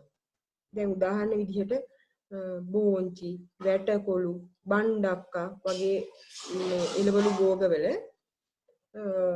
අස්වැන්න පරිණත අවධිය පහුනොතින් හිම අස්වැන්න නෙලීමේදී අනිවාර්යයෙන් මේවායේ තන්තුමය ස්වභාවය වැඩි වෙලා අස්වැනු හානියකට ලක් වෙනවා. හරි? ඒ වගේම තමයි ධාන්‍ය අස්වැනු නම් පරිණත අවධිය පහුවෙච්ච ගමන් ධාන්‍ය අස්වැනු වල මොකද වෙන්නේ? කරලෙදීම මේ අස්වැනු හැලෙනවා. ඒ වගේම තමයි තෙතමනීය ප්‍රමාණවත් පරිදි තිබ්බොත් වර්ෂාපතන ලැබුණොත් ධාන්‍ය අස්වැනු කරලෙදීම පැලවෙන්න පුළුවන්. දැන් මෙතන මේ රූපෙත් තියෙනවා බඩිරිඟු කරලා මේක අස්වැන්න ඒ කියන්නේ ශාකයේ තිබියදීම අර නෙලඬ පරිණත අවධිය පහු වුණා. ඒ නිසා මොකද වෙන්නේ? එයා ප්‍රරෝහණය වෙන්න පටන් අර පැලවෙලා තියෙනවා. දැන් වී වලත් අපිට මේක දැක ගන්න පුළුවන් සුලභවම අස්වැන්න නෙලඬ පොඩ්ඩ හරි පරක් වුණොත් අයහපත් දේශගුණික තත්ත්ව නිසා හරි යම්කිසි හේතුවක් නිසා මොකද වෙන්නේ? කරලෙදීම පැලවෙන්න ඒක බලනවා. ඒ නිසා අස්වැනු හානියක් වෙනවා. ඊළඟ හේතුව තමයි මේ අස්වැනු නෙලීමේදී හානි වෙන්න පුළුවන් තවත් අවස්ථාවක් තමයි මේ හිරු එළිය කියන එක. දැන් පලා වර්ග එහෙම නැත්නම් කොළ සහිත අපි කියන ලීෆි ভেජිටබල්ස් කියලා කියන්නේ මෙන්න මේ කොළ වර්ග හිරු එළිය ඇති විට නෙලීමෙන් මොකද වෙන්නේ? සූර්යාලෝකය නිසා උත්සේදන ක්‍රියාවලිය වැඩිපුර සිද්ධ වෙලා මේ පලා වර්ග කොළ වර්ග මැලවෙන්න පුළුවන්. ඉතින් ඒකෙන් කල් තබා ගැනීම හැකියාව අඩු වෙනවා. ඒ නිසා අස්වැනු හානියක් වෙනවා. ඒ වගේමයි මේ අඹ වගේ අඹ පැපොල් වැනි කිරි ගතිය තියෙන මේ භෝග වර්ග හිරුවෙලිය නොමැති අවස්ථාවල නෙලීම තුලින් මොකද වෙන්නේ? මේවා කිරි ස්වභාවය වැඩි වෙනවා. ඒ කියන්නේ උදේම හෝ ගොඩක් සවස් කාලයේදී මේ විදිහට අපි අස්වැන්න නෙළුවොතින් මේ කිරි සහිත පළවල කිරි ගතිය වැඩි වෙලා ඒ කිරි නිසා අස්වැන්න හානියකට ලක් වෙනවා. හරි? ඒ වගේම තමයි වර්ෂාව හෝ පින්න ඇති අස්වැන්නු නෙලීම තුලින් මොකද වෙන්නේ? ගබඩා කාලය අඩු වෙනවා ඒ වගේ. ඒ වගේම තමයි පහසුවෙන්ම රෝග පලිබෝධ හානි වලට උගුදුරු වීමේ හැකියාව වැඩි. මොකද එතකොට ඒවා මෘදු ගතිය වැඩි වෙනවා. තෙත ගතිය වැඩි වීම නිසා රෝග පලිබෝධ හානි වලට ලක් වීම වැඩි. ඒ නිසා අස්වැනු හානියක් සිද්ධ වෙන්න පුළුවන්. තවත් කාරණයක් තමයි අස්වැනු බිමට කැඩීමෙන් අස්වැනු හානියක් සිද්ධ වෙන්න පුළුවන්. දැන් විශේෂයෙන්ම මේ අර මාංශල මේ මෘදු භෝග වර්ගවල ඵල අපි අස්වැනු බිමට කැඩුවොත් මොකද වෙන්නේ? ඒවත් තැලීම් සීරීම් ඇති වෙන්න පුළුවන්. ඒ නිසා අස්වැන්න නාස්ති වෙන්න පුළුවන්. ඒ වගේමයි එතනදී තවත් වැදගත් එකක් තමයි මේ නිසි උපකරණ භාවිතා නොකිරීම කියන එක. හරි? නිසි උපකරණ භාවිතා නොකිරීමේදී ඒ අස්වැනු වලට හානියක් වෙන විශේෂයෙන්ම දැන් දොඩම් වගේ පැංගිරි කුලයේ ශාකවල අස්වැනු නෙලනකොට අපි අර කෙකි භාවිතා කරෝතින් අර තියුණු උපකරණයක් නැතුව කෙකි වගේ දේවල් භාවිතා කරෝතින් මොකද වෙන්නේ? ශාකයේ අතුත් කැඩෙන්න පුළුවන් එකක්. ඒකේ ශාකයටත් හානි වෙනවා. ශාකී වර්ධනයේට ඒක බලපෑමක් වෙනවා. ඒ වගේමයි අස්වැන්න විදියට ඒ ගෙඩිය එනකොට ඵලය එනකොට එන්නේ නැට්ට සමහරලාට ගහේ තිබියදී අර ඒකේ ලෙල්ලෙන් කැඩිලා එනවා. එතකොට මොකද වෙන්නේ? අභ්‍යන්තර කොටස් බාහිර නිරාවරණය වීම නිසා කල් තබා ගැනීම හැකියාව අඩු වෙලා අස්වැනු හානියක් සිද්ධ වෙන්න පුළුවන්. ඒ වගේම තමයි තවත් සාධකයක් මේ නටුව ප්‍රමාණවත් පරිදි නොතැබීම. දැන් අන්නාසි වගේ ඒවා විශේෂයෙන්ම කල් තියා ගන්න මේ නටුවේ දිග බලපානවා. එතකොට ප්‍රමාණවත් පරිදි නටුව දිගට නොතැබෙන්න අපි අස්වැනු නෙලා ගත්තොත් අනිවාර්යයෙන්ම කල් තබා ගැනීම හැකියාව අඩු වෙනවා. කවුද මේ මේකේ දැන් ඉරි අඳින්නේ නේද? පාඩම අහගෙන ඉන්නකො දරුවනේ. එතකොට මොකද දැන් අනික් අයටත් මේක බලා ගන්න ගැටලුවක් වෙනවා. හරි? අනික එක තමයි මේ ශේෂ්ඨ තාපයට ලක්වීම කියන එක. මෙතනදී ශේෂ්ඨ තාපයට ලක් වෙනවා කියලා කියන්නේ දැන් අපි తాවකාලිකව ශේෂ්ඨ මේක විශාල වගා භූමි වලට මේක ගොඩක් දුරට බලපානවා. වගා ශේෂ්ඨයේදී අස්වැන්න නෙලලා අපි ගොඩවල් විදියට ශේෂ්ඨයේ යම් යම් ස්ථානවල ගොඩ ගහලා තියෙනකොට මොකද වෙන්නේ මේ ගොඩවල වල උෂ්ණත්වය වැඩි වීම නිසා මේ ශේෂ්ඨ තාපය කියන හානියට ලක් වෙනවා. අපි මේකට කියනවා ෆීල් හීට් කියලා. ඒකට සාමාන්‍යයෙන් මේ විදිහට ගොඩ ගහලා තිබ්බාම අසුණු හානියට ඒක බලපෑමක් ඇති වෙනවා. දෙවෙනි පියවර තමයි අසුණු පිරිසිදු කිරීම. මේ අසුණු පිරිසිදු කරනකොට නෙලාගත් අසුණු පිරිසිදු කරනවා දෙවෙනි පියවර. එතනදී අනිවාර්යයෙන්ම මේ අපිරිසිදු ජලය භාවිතා කරොත්. හරි? අපිරිසිදු ජලය භාවිතා කරොත් මොකද වෙන්නේ? මේ කැරට්, රාබු වගේ විශේෂයෙන්ම අල වර්ගවල අල කුණු වීමට ඒක හේතුවක් වෙනවා. ඒ වගේම තමයි මේ අපිරිසිදු ජලයේ භාවිතය නිසා දැන් අපි හිතමු පලා වර්ග, කොළ වර්ග වගේ ඒවා වුණත් ඒ තුලින් රෝගකාරක මේ ජීවීන් ඇතුල් වෙලා ඉන්න පුළුවන්. ඒ තුල ඉන්න පුළුවන්. ඒ නිසා අර මෘදු ගතියක් තියෙන භෝග වර්ගවල අස්වැන්න හානියට ඒක ගොඩක් දුරට බලපානවා.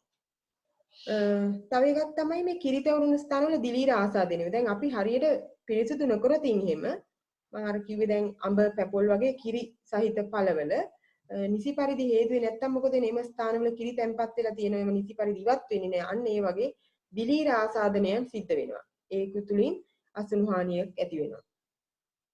ඊළඟ එක තමයි මේ අසුණු වල අනවශ්‍ය කොටස් ඉවත් නොකිරීම කියන එක. මෙතනදී දැන් වියලීගේ කොටස් තියෙනවා නම් එහෙම නැත්නම් ශාකේ බාහිරින් අනවශ්‍ය කොටස් තියෙනවා නම් මේවා ඉවත් නොකිරීම තුලිනුත් අසුණු හානියක් වෙන්න පුළුවන්. ඒ වගේමයි තවත් කාරණයක් මේ අල භෝගවල විශේෂයෙන්ම ආර්තාපල් මඤ්ඤොක්ක වගේ පමණික්ම අසුද්ධ කරන්න යාමෙන් මේ වගේ බාහිර ආවරණ, ඒ කියන්නේ නැත්නම් පොත්ත කියලා වෙනවා. මේක මේ අනවශ්‍ය විදිහට ඉවත් වෙනවා. ඒතකොට පොත්ත ඉවත් වීම නිසා මොකද වෙන්නේ? ඇතුළත කොටස් මේ පිටතට නිරාවරණය වීම නිසා හානියකට ලක් වෙන්න පුළුවන්. ඒ තුලින් කල් තබා ගන්න බෑ. ඒ නිසා අසුණු හානිය වෙනවා. හරි? ඊළඟ පියවර තමයි මේ අසුණු තේරීම හා ශ්‍රේණිගත කිරීම. දැන් අපි අසුණු තෝරනකොට ඒවා නිසි පරිදි තෝරා වෙන් නොකිරීමෙන් අසුණු හානියක් වෙනවා. කොහොමද අපි තෝරලා වෙන් කරගන්නේ? කැඩිච්ච අසුණු, තැලිච්ච ඒවා, රෝගී බවට පත් වෙලා තියෙනවා. එහෙම නැත්නම් සමහර අපි දන්නවා සමහර අසුණු නෙලනකොට සතුන් ආහාරයට ගත්ත ඒවා තියෙනවා. ඒකට ඒවා වෙන් කරන්න ඕනේ.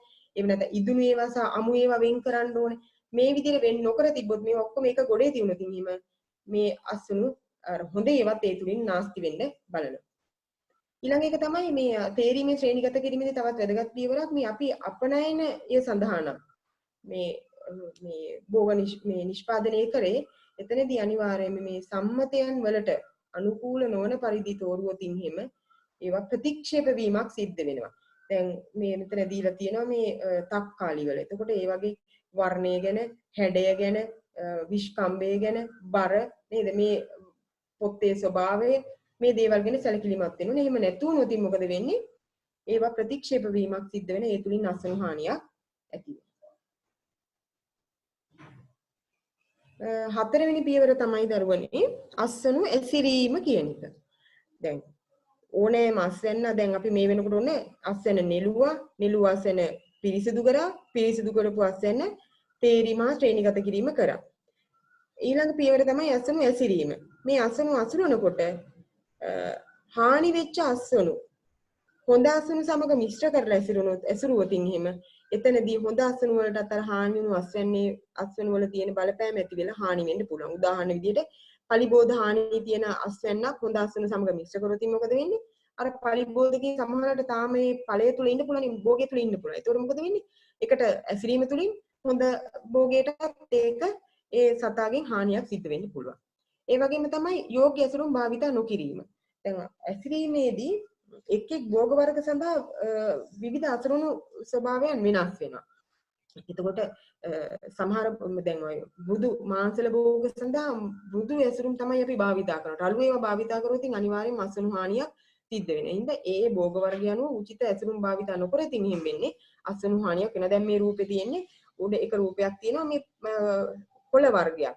අපි leafy vegetables කියලා අන්න ඒක දැන් මේ වගේ මේ ගෝණි වල ගැට ගහලා හිර කරලා තද කරලා තියෙනකොට මොකද වෙන්නේ? ඒක යෝග්‍ය ඇසුරුමක් නෙමෙයි. ඒ නිසා අස්වැන්න තැලෙනවා, පොඩි වෙනවා, හානියකට ලක් වෙනවා. ඒ වගේම පල්ලෙහා රූපේ තියෙන තක්කල්ලි. ඒ කියන්නේ මෘදු පළතුරක් එළවලුවක් විදිහට දෙකටම ගන්න පුළුවන්. මේක අර පොලිසැකුර කියලා කියන්නේ මේ ගෝණි වල අපි සරලවම කියනවා ගෝණි වල දාලා තියෙන්නේ. ඉතින් එතකොට එතනදීත් මොකද වෙන්නේ? මේක එහා මෙහා කරගෙන යනකොට ප්‍රවාහණයට ගෙනියනකොට නේද? මේ වගේ අවස්ථාවලදී අපි පරිහරණය කරනකොට මෙතනදී අනිවාර්යයෙන්ම තැලීමකට ලක් වෙනවා. ඒ නිසා ඒව සඳහා යෝග්‍ය ඇසුරුම් නෙමෙයි මේ. ඒ වගේම අනික් රූපේ තියෙන මේ හොඳ අසුණු හානි වුණු අසුණු එකට මිශ්‍ර කරලා දාලා තියෙන අවස්ථාවක්. ඒ වගේම තමයි මේ භෝග වර්ග කීපයක් එකම අසුරුමක අසුරනවා. දැන් වඩා සුදිස වෙන්නේ සහ කල්පියා ගැනීමේ හැකියාව වැඩි වෙන්නේ එක භෝගයක් එක ඇසුරුමක. අර විදිහට නිර්ණායක ඔස්සේ වෙන් කළ එක භෝගයක් එක ඇසුරුමක. නමුත් භෝග වර්ග කීපයක් එකම ඇසුරුමක දාපුවම මොකද වෙන්නේ? මෙතන මෘදු භෝග තියෙන්න පුළුවන්, ඊළඟට කිරි සහිත භෝග තියෙන්න පුළුවන්, ඒ වගේමයි දැඩි ගතිය, දෘಢ ගතිය වැඩි භෝග වර්ග තියෙනවා. මේ ඔක්කොම එකට අසුරුපුවාම අර මෘදු අසුණු සහ කිරි අසුණු වල හානිය නිසා අනික් ඒවාට බලපෑමක් ඇති වෙන්න පුළුවන්. ඒ වගේමයි රළු ඇසුරුම් භාවිතය. අපි අර කලින් කිව්වා වගේ මෘදු භෝග මාංශල භෝග සඳහා රළු ඇසුරුම් භාවිතා කරපුවා මේකේ බාහිර පුෂ්ඨයන්ට හානි වෙන්න පුළුවන්. යාන්ත්‍රික හානි වෙන්න පුළුවන්. තැලීම් වෙන්න පුළුවන්. සීරීම් වෙන්න පුළුවන්. ඒ නිසා අසුණු හානියක් වෙනවා. ඒ වගේම තමයි සමහරලාට මේ ඇසුරුමක් නොමැතිවම මේවා ප්‍රවාහණය කරනවා, ගබඩා කරලා තියෙනවා. නේද? ගොඩවල් විදිහට නිකාම්ම ගබඩාව තුල ගොඩ ගහලා තියෙනවා. ඒතර අපි මේ බාහිර වෙළඳපළවල් තුලත් අපි දැකලා තියෙනවා. අලෙවියේදීත් අපි දැකලා තියෙනවා. නිකාම්ම සමහරලාට ගොඩවල් ගහලා තියෙනවා. ඇසුරුමක් නොමැතිව. ඒ තුලිනුත් හානි වෙන්න පුළුවන් හැකියාව වැඩි. පස්වෙනි පියවර තමයි අසුණු ප්‍රවාහණය කියන එක. දැන් මේ ප්‍රවාහණයේදී මේවත් මේ අපිට හොඳට හුරු පුරුදු දර්ශනනේ. සාමාන්‍ය ලංකාවේ ප්‍රවාහණයට භාවිතා කරන ක්‍රම තමයි මේ තියෙන්නේ බොහෝ දුරට. දැන් පළවෙනි එකේ තියෙන මේ පමණ ඉක්මවා ගබඩා කරනවා. ප්‍රවාහණයේදී අපි දන්නවා මේ ගොවිපළ වල ඉඳලා දැන් නුවරඑළිය වගේ උඩරට එළවලු භෝග නිෂ්පාදනයේදී ඒවා අපි කොළඹ දක්වා ගෙනියනවා. ඒකට අවශ්‍ය ස්ථාන කරා ගෙනියනවා. ඒ ගේනකොට මොකද කරන්නේ? මෙන්න මේ විදිහට අර ප්‍රවාහන පහසුකම් අඩු කරගන්න ප්‍රවාහන වියදම අඩු කරගන්න ඕ එහෙම නැත්නම් වෙනත් යම්කිසි ගැටලුවක් නිසා මේගොල්ලෝ මොකද කරන්නේ? පුළුවන් තරම් ඔක්කොම තියෙන දේවල් පටවනවා අර වාහනේට. දැන් ඒකට පමණ ඉක්මව ගබඩ වෙලා තියෙනවා. දැන් මොකද වෙන්නේ? යට තියෙන භෝග වලට. නේද? යට තියෙන ආසන වලට මොකද වෙලා තියෙන්නේ? තැලෙන්න පුළුවන්, සීරෙන්න පුළුවන්. ඒ වගේමයි පමණ ඉක්මව ගබඩා කිරීම නිසා දැන් මේ වාතනය දුර්වල වෙලා තියෙනවා. වාතනය දුර්වල වීම නිසා අසුණු හානියක් ඒකට හේතු වෙනවා. ඒ වගේම තමයි වාහනේ ආවරණයක් නොමැතිවීම. දැන් මේ තියෙන පෙන්නලා තියෙනවා ආවරණයක් නැහැ.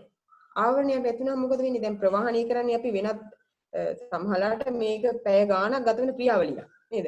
ලංකාව කියන්නේ පොඩි රටක් නිසා ඒක ලොකු ඒ කියන්නේ ලොකු කාලයක් ගත වෙන්නේ නැතුණාට සාමාන්‍යයෙන් පැය ගාණක් ගත වෙන ක්‍රියාවලියක් මේක. ඉතින් එතනදී ආවරණයක් නොමැතිව ওই විවිධ ප්‍රදේශවල ඉඳලා භාණ්ඩ මේ වගේ කෘෂි නිෂ්පාදන ප්‍රවාහණයේදී මොකද වෙන්නේ? සූර්යාලෝකෙට නිරාවරණය වෙනවා.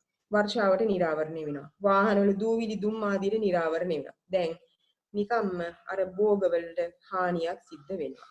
හරි? ඒ වගේම තමයි මේ අපරීක්ෂාකාරී ලෙස වාහනයට පැටවීම හා බෑම. අපි දැකලා තියෙනවානේ එළවලු වර්ග, පළතුරු වර්ග වාහනයට පටවනවා, බානවා නේද? මේවා එතනදී ඊටමත් අපරීක්ෂාකාරී ලෙස තමයි සාමාන්‍යයෙන් බොහෝ දුරට තවමත් ලංකාවේ මේ ක්‍රියාවලිය සිද්ධ වෙන්නේ. ඒතකොට මේ මෘදු එළවලු පළතුරු වර්ග තියෙනවා නම් පලා වර්ග කොළ වර්ග වගේ දේවල් තියෙනවා නම් මේ අපරීක්ෂාකාරීත්වය නිසා දැඩි ලෙස හානියකට ලක් වෙනවා. සුණු හානියකට ඒක හේතුවක් වෙනවා. ඒ වගේම තව එකක් තමයි මේ ප්‍රවාහනයේ දිගු කාලයක් ගත වෙනවා. දැන් අපි හිතමු දුර්වල මාර්ග පද්ධතියක් නම් තියෙන්නේ. එතනදී මේ දුර්වල මාර්ග පද්ධතිය ඔස්සේ වාහන ගමනාගමනයේ වේගයට ඒක ගැටලුවක් වෙනවා. ඉතින් ඒ නිසා දිගු කාලයක් ගත වෙන ප්‍රවාහනයේ සඳහා ඒ තුලින් මේවා හානියකට ලක් වෙන්න පුළුවන්.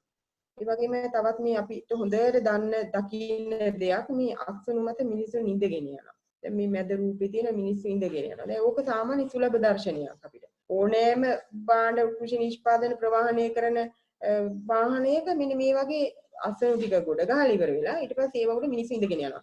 දැන් යට තියෙන ඒවා අනිවාර්යයෙන්ම තැලීමකට ලක් වෙනවා ඒකේ. ඒ හානිය තවත් වැඩි වෙන්න හේතුවක් තමයි මේ ඊළඟට දක්වලා තියෙන්නේ. මොකද්ද? යෝග්‍ය ඇසුරුම් භාවිතා නොකිරීම. දැන් ප්‍රවාහනය කරනකොට යෝග්‍ය ඇසුරුම් භාවිතා නොකරතින් එහෙම මොකද වෙන්නේ?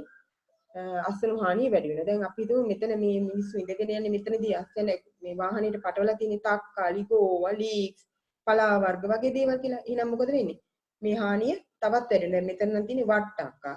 ඒකට තවත් අර මේ ලීක්ස් ගෝවා එතකොට තක්කාලි බටු වගේ දේවල් තියෙනවා නම් මේ හානිය තව වැඩි. අඹ කෙසෙල් පැපොළුණත් ඒ වගේ තමයි. දැන් කෙසෙල් අමුවෙන් තියදී යම් තාදුරකට ගැටලුවක් නැහැ කියලා හිතනකොට ඒක ඒ පසුවසන හානියට බලපාන සාධකයක්. එහෙනම් නිසි ඇසුරුම් භාවිත නොකිරීම නිසා පසුවසනු හානිය සිද්ධ වෙනවා. 6 වෙනි පියවර තමයි දුවේ පුතේ මේ අසනු ගබඩා කිරීම කියන එක. දැන් අපි දන්නවා ගබඩාවක් කිව්වහම අසනු ගබඩාවක් වම ඒ ගබඩාවල සුදුසු තත්ත්වයන් තියෙන්න ඕනේ. එහෙම නොවුනොත් එහෙම උදාහරණයක් විදිහට උෂ්ණත්වය, ආර්ද්‍රතාවය, වාතනය අපි හොඳින් පාලනය කරන්න ඕනේ. එහෙම නොමැතිනම් මේ ගබඩාවල සුදුසු තත්ත්ව නැති වුණොත් අපි හිතමු උෂ්ණත්වය කියලා. උෂ්ණත්වය වැඩි වුණොත් මොකද වෙන්නේ? මේ ශ්වසන වේගය වැඩි වෙනවා. අස්වනු වල ශ්වසන වේගය වැඩි වෙනවා. මම කියන්නේ පසුවසන හානියට සිදුවන මේ අභ්‍යන්තර සාධකයේ තමයි කායික ක්‍රියාවලිය කියන එක. ඒතකොට ඒ කායික ක්‍රියාවලියේ උදාහරණයක් තමයි ශ්වසනය කියන එක. එහෙනම් ශ්වසන වේගය වැඩි වෙනවා. ශ්වසන වේගය වැඩි වෙනකොට මොකද වෙන්නේ? සංචිත ආහාර වැඩි වීම වැය වෙනවා. එතකොට මේ ගබඩාවල උෂ්ණත්වයේ සුදුසු පරිදි පාලනය නොකිරීම තුළින් ශ්වසන වේගය වැඩි වෙනවා කියලා කිව්වා. ඒ වැඩි වීම නිසා සංචිත ආහාර වැඩියෙන් වැය වෙනවා. ඒ නිසා බර අඩුවීමක් සිද්ධ වෙන්න පුළුවන්. ඒ තුලින් භෝගවලට අසනු වලට හානියක් සිද්ධ වෙනවා. ඒ වගේම තමයි තවත් එකක් මේ ගබඩාවල අපිරිසිදු බව. අපිරිසිදු තත්ත්වයන් නිසා මේ වගේ විවිධ කුමී පලිබෝධ හානි ඇතිවීමේ ඉඩකඩ වැඩි. කුමී පලිබෝධ කවන ධාන්‍ය මේ අසනු ගබඩාවක නම් විශේෂයෙන්ම ඉපියන් ගුල්ලන් වැනි සතුන් බෝ වෙන්න පුළුවන්. එතකොට වෙනත් පලිබෝධකින් විදිහට මීයෝ එහෙම නැත්නම් ලේනු වගේ සතුන් හානි වෙන්න පුළුවන්. සතුන්ගෙන් හානි වීමේ හැකියාව තියෙනවා. තව එකක් තමයි මේ පමණ ඉක්මවා ගබඩා කිරීම. එක මත එක පමණ ඉක්මවා ගබඩා කිරීම. ඒ නිසාත් මොකද වෙන්නේ? පහළ තියෙන අස්වනු වල අර මේ උෂ්ණත්වය වැඩි වෙලා අස්වනු හානියක් වෙන. ඒ වගේම තමයි පීඩනය වැඩි වෙලත් එතනදී හානියක් සිදු වෙන්න පුළුවන්. ඒ වගේමයි තව එකක් මේ එක ළඟ ගබඩා නොකළ යුතු භෝග එකට ගබඩා කිරීම. මොනවද මේ එක ළඟ ගබඩා නොකළ යුතු භෝග කියලා කියන්නේ? එතනදී ඉදුණු පළතුරු සමග අපි පලා වර්ග, කොළ වර්ග එහෙම ගබඩා කරලා තියෙන එකට අනිවාර්යයෙන්ම පලා වර්ග වල පත්‍ර කහ පැහැවීම ඉක්මනින්ම කහ පැහැයට හැරෙන්න ඒක හේතුවක් වෙනවා. හරි? එතකොට එහෙනම් එකට එක ළඟ ගබඩා නොකළ යුතු භෝග කිව්වහම අර භෝග වර්ග එකම ස්ථානයක ගොඩ ගහලා තියෙන එකත් ඒකත් නුසුදුසු තත්ත්වයක් විදිහට තමයි අපි හඳුන්වන්නේ.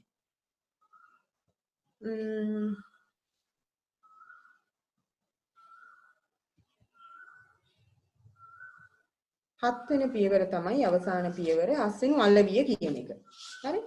අස්වනු අලවියේදී මෙන්න මේ වගේ හේතු නිසා මේ අස්වනු හානියක් සිද්ධ වෙන්න පුළුවන්. මොනවද? දැන් අපි ගොඩක් වෙලා දැකලා තියෙන මේ තියෙන රූප වල පේනවා මේ ගොඩක් ලංකාවේ එළවලු පළතුරු ඇතුළු මේ කෘෂි නිෂ්පාදන ගොඩක් වෙලාවට මේ එළියේ තමයි දාලා තියෙන්නේ. වෙළඳ සලක වුණත් ඒ කියන්නේ ආවරණයක් තියුණා නම් සමහරලාට මේ එළවලු පළතුරු දේවල් ගොඩ ගහලා එළියේ තමයි දාගෙන ඉන්නේ. ඒක ඒතකොට මොකද වෙන්නේ? හිරු එළියට නිරාවරණය වෙනවා. තද සුළඟට ලක් වෙනවා. දූවිලි දුම් ආදියට මේ නිරාවරණය වෙනවා. ඒ නිසා මොකද වෙන්නේ? මේවායේ පෙනුම වෙනස් වෙනවා. වර්ණය වෙනස් වෙන්න පුළුවන්. ඒ වගේම බාහිර ස්වරූපය වෙනස් වෙනවා. දැන් උදාහරණයක් විදිහට අපි අඹ අලි peer වගේ අපි දැකලා තියෙන සමහරවිට දවස් දෙක තුන ගියාම මේ එළියේ දාලා තියෙන එළවලු මේ පළතුරු භෝගවල මොකද වෙන්නේ? මේවා පොත්ත රැලි වැටලා තියෙනවා නේ.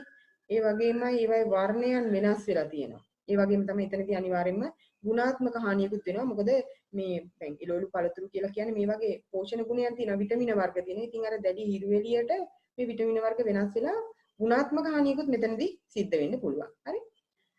අස්වනු අලෙවියේදී සිද්ධ වෙන්න පුළුවන් තවත් හානි අවස්ථාවක් තමයි මේ රළු පරිහරණය සහ අක්‍රමවත් ඇසිරීම කියන එක. එතකොට මෙන්න මේ ක්‍රියාවලිය නිසා මොකද වෙන්නේ? අස්වනු තැලෙන්න පුළුවන්, කැඩිලා යන්න පුළුවන්, පළුදු වීම සිද්ධ වෙන්න පුළුවන්. ඒ නිසාත් අස්වනු හානියක් සිද්ධ වෙනවා.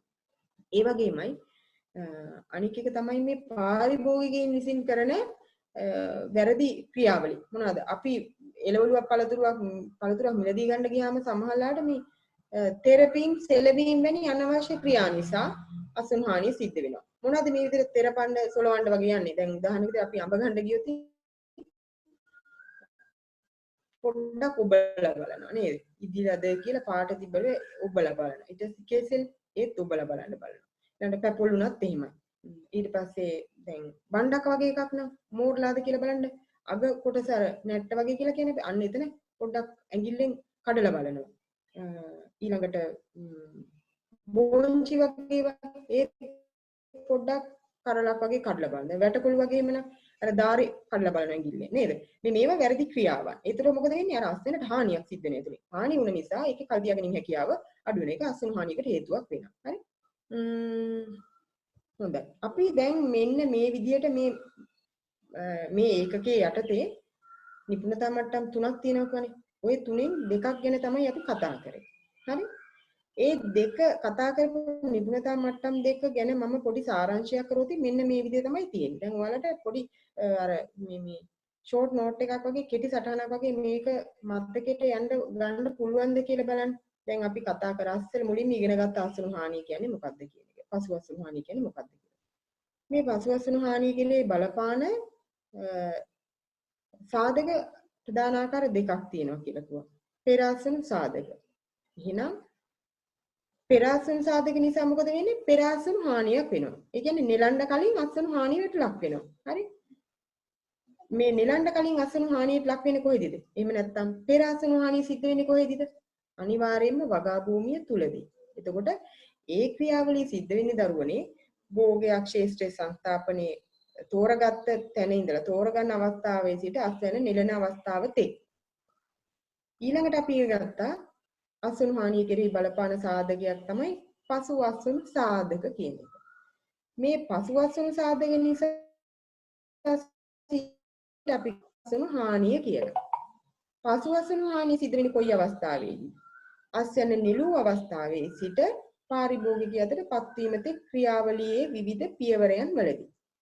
මෙන්න මේ අවස්ථා ටික හඳුනගන්න අපි වෙළඳපොළ තුල සිද්ධ වෙන මේ පියවර 10 ඔස්සේ විස්තර ඇතුව ඉගෙන ගත්තා.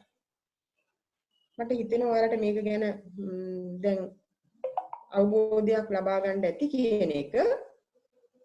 අපි එහෙනම් ඊළඟ නිපුණතා මට්ටමට යමු. තුන්වෙනි නිපුණතා මට්ටම තමයි අසුණු හානි අවම කිරීමට ක්‍රමවිධි හඳුනා ගැනීම කියන්නේ. එහෙනම් දැන් අපි අසුණු හානිය සිද්ධ වෙන්න පුළුවන් පෙර අසුණු සාධක පසු අසුණු සාධක කියලා ඉගෙන ගත්තනේ නේද? එහෙනම් මේ අසුණු හානිය අවම කරන්න අපිට ඒ අවස්ථා දෙක ඔස්සේ තමයි පියවර අනුගමනය කරන්න වෙන්නේ.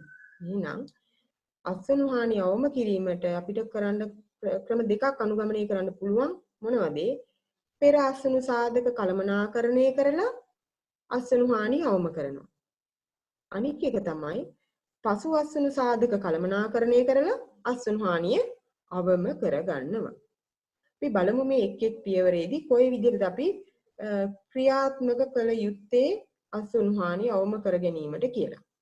අපි මුලින්ම බලමු උදේ පුතේ මේ පෙර අසුණු හානිය අවම කිරීමට යෙදිය හැකි උපක්‍රම මොනවද කියලා. මෙතනදී මුලින්ම දැන් භෝගයේ තෝරා ගැනීමේ ඉඳලානේ අපි ශේෂ්ත්‍රය ගැන ඉඳලානේ මුලින්ම කතා කරේ. එතකොට එහෙනම් අසුණු හානියවම කිරීමේදීත් අපි මේ විදිහටම තමයි යන්න ඕනේ. කොහොමද? ප්‍රදේශයට ශේෂ්ත්‍රයට ගැළපෙන භෝග වර්ග තෝරා ගන්න ඕනේ.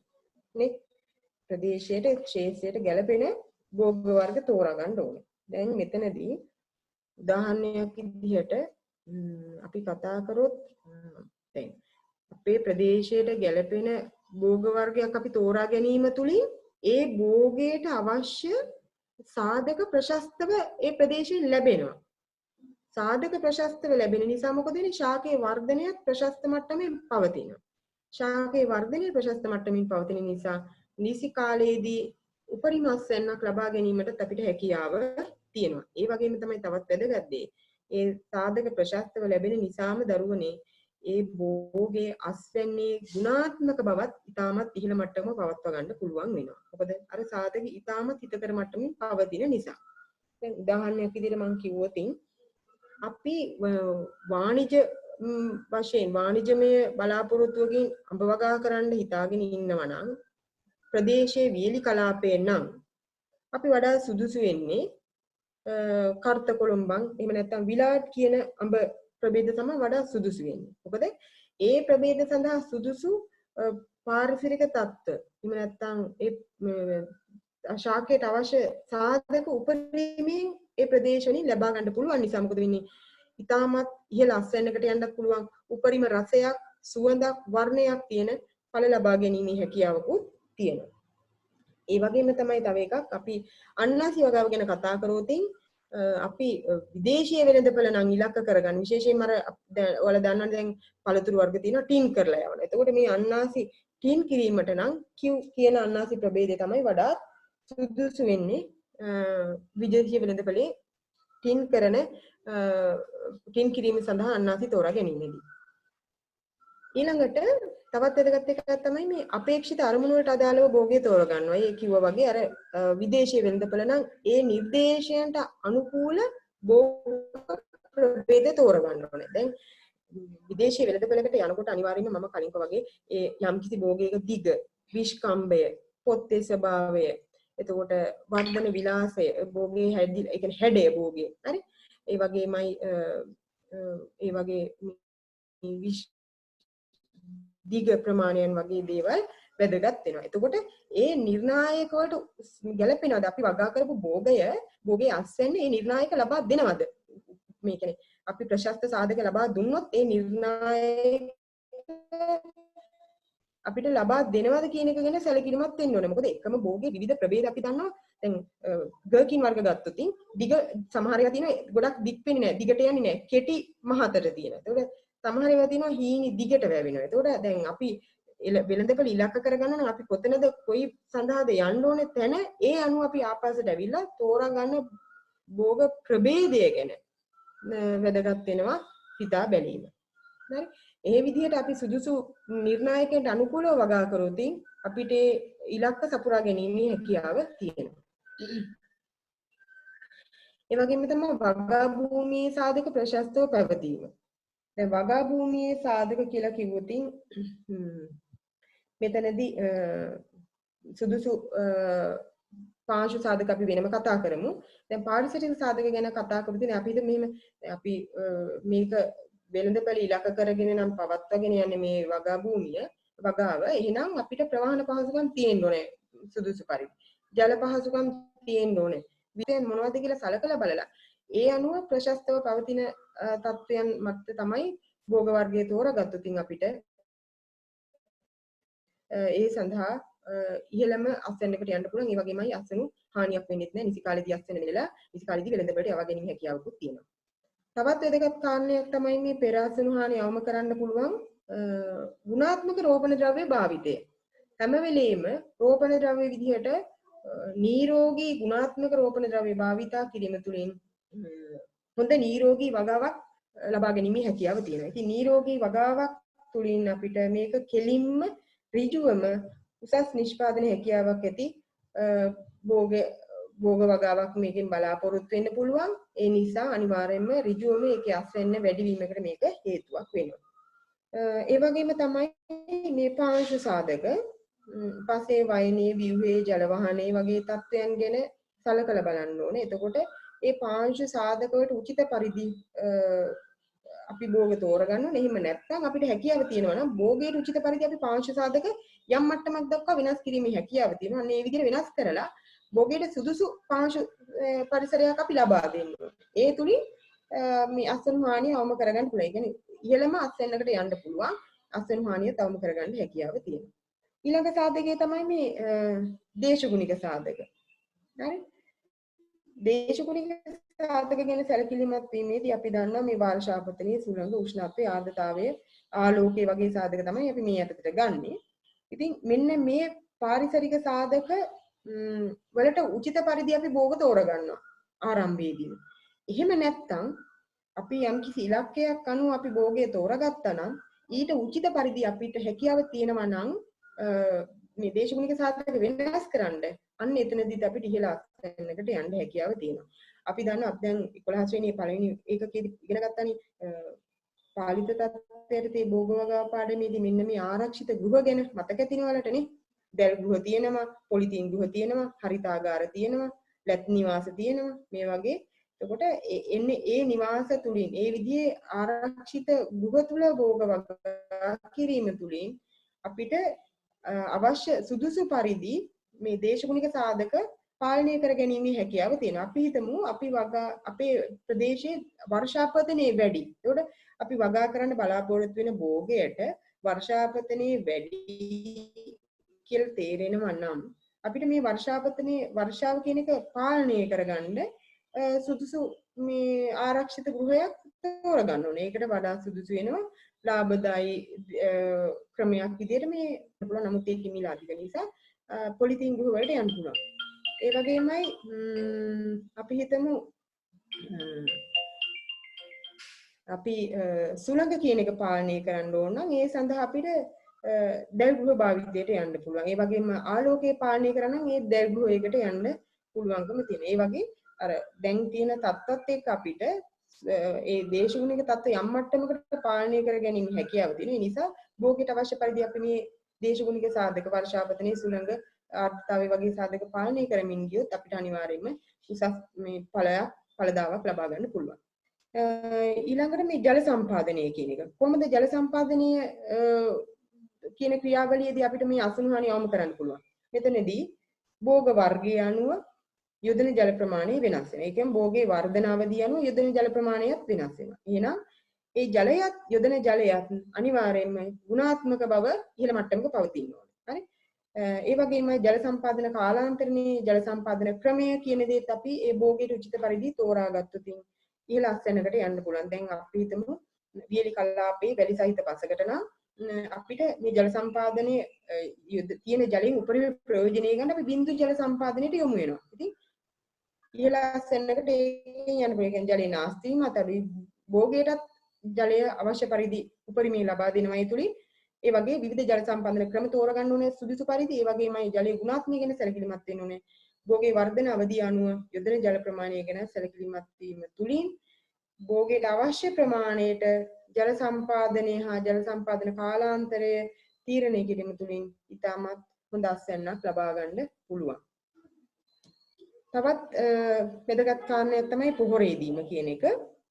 මෙතනදී හැම විටම උත්සාහ කරන්න ඕනේ නිර්දේශිත පොහොර ප්‍රමාණයන් යෙදීම පිළිබඳව. එතනදී නිර්දේශිත පොහොර ප්‍රමාණයන් යොදනකොට අපි පුළුවන් තරම් මේ රසායනික පොහොර විතරක් නෙමෙයි අපි කාබනික පොහොරත් එක්ක යොදන්න උනන්දු වෙන්න ඕනේ. දැන් මම හිතනවා මේ මෑත කාලයේදී මේ කෘෂිකර්මාන්තයේ අලුත් ප්‍රවණතාවයක් තමයි මේ කාබනික වගාව කියන එක. එතකොට එතනදී මේ කෘෂි රසායන ද්‍රව්‍ය භාවිතා කරන්නේම නැහැ. ඕ තාම සීමා සහිත විදිහට භාවිතා කරන්නේ.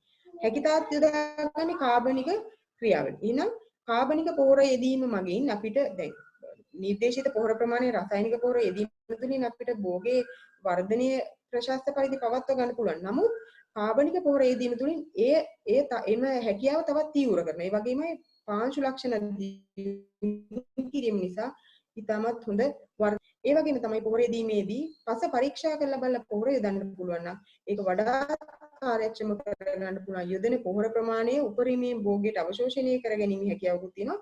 අර පොහොර විෂවීම කියන එක භෝගයට පොහොර විෂවීම කියන එකත් අවම කරගැනීම හැකියාව තියෙනවා. හරි? ඊළඟ එක තමයි රෝග පරිබෝධ හානි වැළැක්වීම. දැන් ශේෂ්ත්‍රයේ භෝගයේ තියෙන තාක්කල් අපි රෝග පරිබෝධ හානි ගැන සැලකිලිමත් වෙලා ඒ හානි අවම කරගැනීමෙන් කටයුතු කරොත් ඒකෙන් ඉහළ අස්වැන්නකට යන්න පුළුවන්. කියන්නේ අර නිතරම ශේෂ්ත්‍රය පරීක්ෂා කරන්න ඕනේ. ඒ වගේමයි මූලික අවස්ථාවේදී මේ සඳහා නිසි ක්‍රමවේද අනුගමනය කරලා වල් පැලෑටි, රෝගකාරකීන්, කෘමීන් වගේ දේවල් පාලනය කරනවා. ඒ වගේම තමයි ඒ නිසාම අපිට අනිසි කෘෂි රසායන ද්‍රව්‍ය භාවිතය අවම කරගන්න පුළුවන්. පුළුවන් තරම් වැළකීලා ඉන්න උත්සාහ කරන්න ඕනේ. නමුත් යම්කිසි අවස්ථාවක් આવොත් මේ පාලනය කරගන්න බැරි අවස්ථාවක් මේ පලිබෝධකකින් හරි රෝගීකාරකෙක් හරි ඒතර කෘෂි රසායන ද්‍රව්‍ය භාවිතා කරන්න වෙනවා වාණිජ වගාවේදී. නමුත් අවම කරගන්න පුළුවන් අපිට අපි මූලික අවස්ථාවේ සිට මේ රෝග පලිබෝධ හානි ගැන හොඳ අවධානයෙන් හිටියොත් ඒ සඳහා රසායනික ක්‍රම වලටම යන්නේ නැතුව යාන්ත්‍රික ක්‍රම මගින් මූලික අවස්ථාවේදී අපි පාලනය කරගනිමු හිටියොත් කෘෂි රසායන ද්‍රව්‍ය භාවිතය අවම කරගන්නවා. ඒ අවම කිරීම තුළින් දරුවනේ අපිට පුළුවන් වෙනවා මේ කෘෂි භෝගවල තියෙන ගුණාත්මක තත්ත්වය ඉහළ දමා ගැනීමට. තවත් වැදගත් ක්‍රියාවලියක් තමයි මේ භෝග නඩත්තුව කියන එක. වර්ධන අවධියේදී අසන නිලනතා අවධිය දක්වා අපි නිසි පරිදි භෝගයේ කප්පාදු කරනවා නම් මම කලින් කිව්වා වගේ අනවශ්‍ය අතු කප්පාදු කරනවා. දැන් මේ රූපෙදී අනවශ්‍ය අතු කප්පාදු කරනවා. එහෙම නැත්නම් අනවශ්‍ය පත්‍ර ඉවත් කරනවා. නේ? දැන් ඔය වැල් දොඩම් වගේ ශාකයක් passion fruit කියලා කියන්නේ. ඒ වගේ ශාකයක අනවශ්‍ය වැල් තියෙනවා නම් ඒ වැල් කප්පාදු කරන්න ඕනේ පරිදි. ඒ කප්පාදු කිරීම තුළින් අනිත් කොටස් වලට හොඳින් හිරිවෙලි ලැබෙනවා, පුෂ්පීකරණය සිද්ධ වෙනවා, ඵලදාව වැඩි වෙනවා. ඒ වගේම තමයි විලාඩ් අඹ. දැන් අනිත් අඹ ගස් වලට වැඩි විලාඩ් අඹ ප්‍රභේදය වෙනස්. මොකද මේක ළඟ ළඟ අතු දානවා, ඊටමත් ආසන්නව පත්‍ර පිට තියෙනවා. එතකොට ඒ තුලින් මොකද වෙන්නේ? අර ශාකයට නිසි පරිදි හිරිවෙලි ලැබෙන්නේ නැහැ. දැන් අඹ කියලා කියන්නේ අපි දන්නා හිරිවෙලිය ප්‍රිය කරන ශාකයක්. හිරිවෙලිය වැඩිපුර ලැබෙන තරමට තමයි ආහාර නිෂ්පාදනයලා පුෂ්පීකරණයත් උත්තේජනයලා ඵල දරන්න පටන් ගන්න. එතකොට නිසි පරිදි හිරිවෙලිය ලැබෙන්නේ නැත්නම් මොකද වෙන්නේ? අර ඇතුලේ පත්‍ර ගොනු වලට ප්‍රභා සංශ්ලේෂණ කාර්යක්ෂමතාවය අඩු වෙනවා. ඉතින් පත්‍ර තිබ්බට වැඩක් නැහැ. හිරිවෙලි ලැබෙන්නේ නැහැ. ප්‍රභා සංශ්ලේෂණය නිසි පරිදි වෙන්නේ නැති නිසා. ඒ නිසා අනවශ්‍ය පත්‍ර හෝ අතු කප්පාදු කිරීමේ හැකියාව තියෙනවා. හරි? ඒ තුලින් හොඳ අස්වැන්නකට යන්න පුළුවන්. ඒ වගේමයි පුහුණු කරන්න ඕනේ ශාකය. ඒ කියන්නේ ශාකය අපිට අපි හිතමු මේක භෝග වර්ග අනුව වෙනස් වෙනවා. පොදුවේ අපිට පඳුරක් විදිහට කොයි විදිහටද මේ පුහුණු කරගන්නේ. එහෙම නැත්නම් වැලක් නම් කොයි විදිහටද අපිට පුහුණු කරගන්න ඕනේ කියන එක. ඒ වගේම තමයි ඵල තුනී කිරීම. දැන් ශාකයට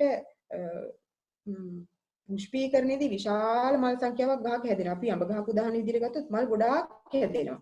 ඒකෙන් හැලිලා ගැට විදියට හැදෙන්නේ අඹ හැදෙන්නේ අඹ ගෙඩි විදි බවට පත් වෙන්නේ තව කොටසක්. හැබැයි එතනත් අඹ චූටි චූටි ගැට ගොඩ තියෙනවා. නමුත් ওই සේරම ලොකු වෙන්නේ නැහැ. නේ? ගහකට දරන්න පුළුවන් ඵල ප්‍රමාණයක් තියෙනවා.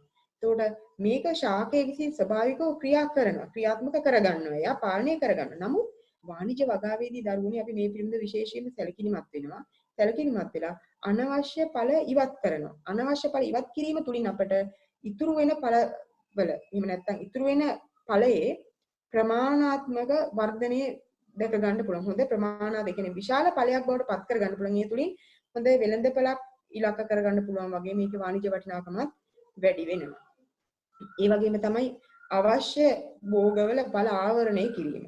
ඵල ආවරණයේදී අපි ගොඩක් වෙලාවට මෙතනදී මේ අර පලිබෝධකකින් ආරක්ෂා කරගන්න තමයි මේ ඵල ආවරණය කරගන්නේ. විශේෂයෙන්ම වගේ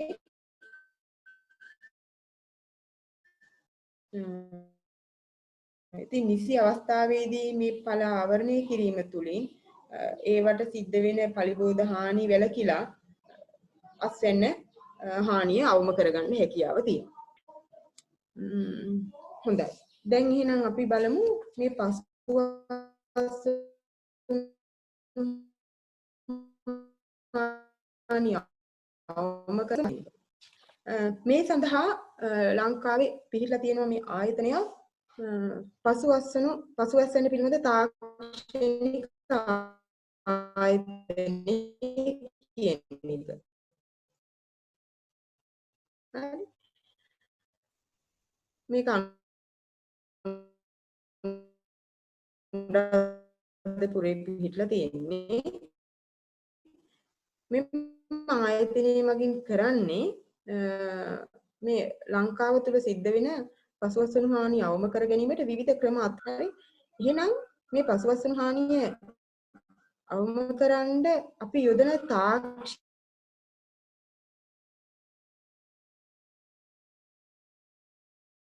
ක්‍රම අනුගමනය කරනවා. අන්න ওই සමූහයට අපි කියන පසුවස්සන තාක්ෂණය කියලා. ඒ සම්බන්ධ ක්‍රියා කරන ආයතනය තමයි පසුවස්සන තාක්ෂණික ආයතනය කියන්නේ. අපි බලමු එහෙනම් කොහොමද මේවා ක්‍රියාත්මක කරන්නේ? කොයි විදිහටද අපිට මේ පසුවස්සන සාධක කළමනාකරණය කරගන්නේ පසුවස්සන හානිය අවම කරගන්න පුළුවන් කියලා. දැන් පසුවස්සන සාධක පටන් ගත්තේ අපි අසුණු නෙලීමේ ඉඳලානේ. එහෙනම් ඒවා කළමනාකරණයත් අපි අසුණු නෙලීමේ ඉඳලම පටන් ගන්නවා. අසුණු නෙලීමේදී අපි ඉදීමේ හා නොඉදීමේ හැකියාව ගැන දැනගෙන ඉන්න ඕන. ඒ කියන්නේ ඇතැම් භෝග වර්ග තියෙනවා අස්වැන්න නෙළුවට පස්සේ ඉදීමකට ලක් වෙනවා. හරි?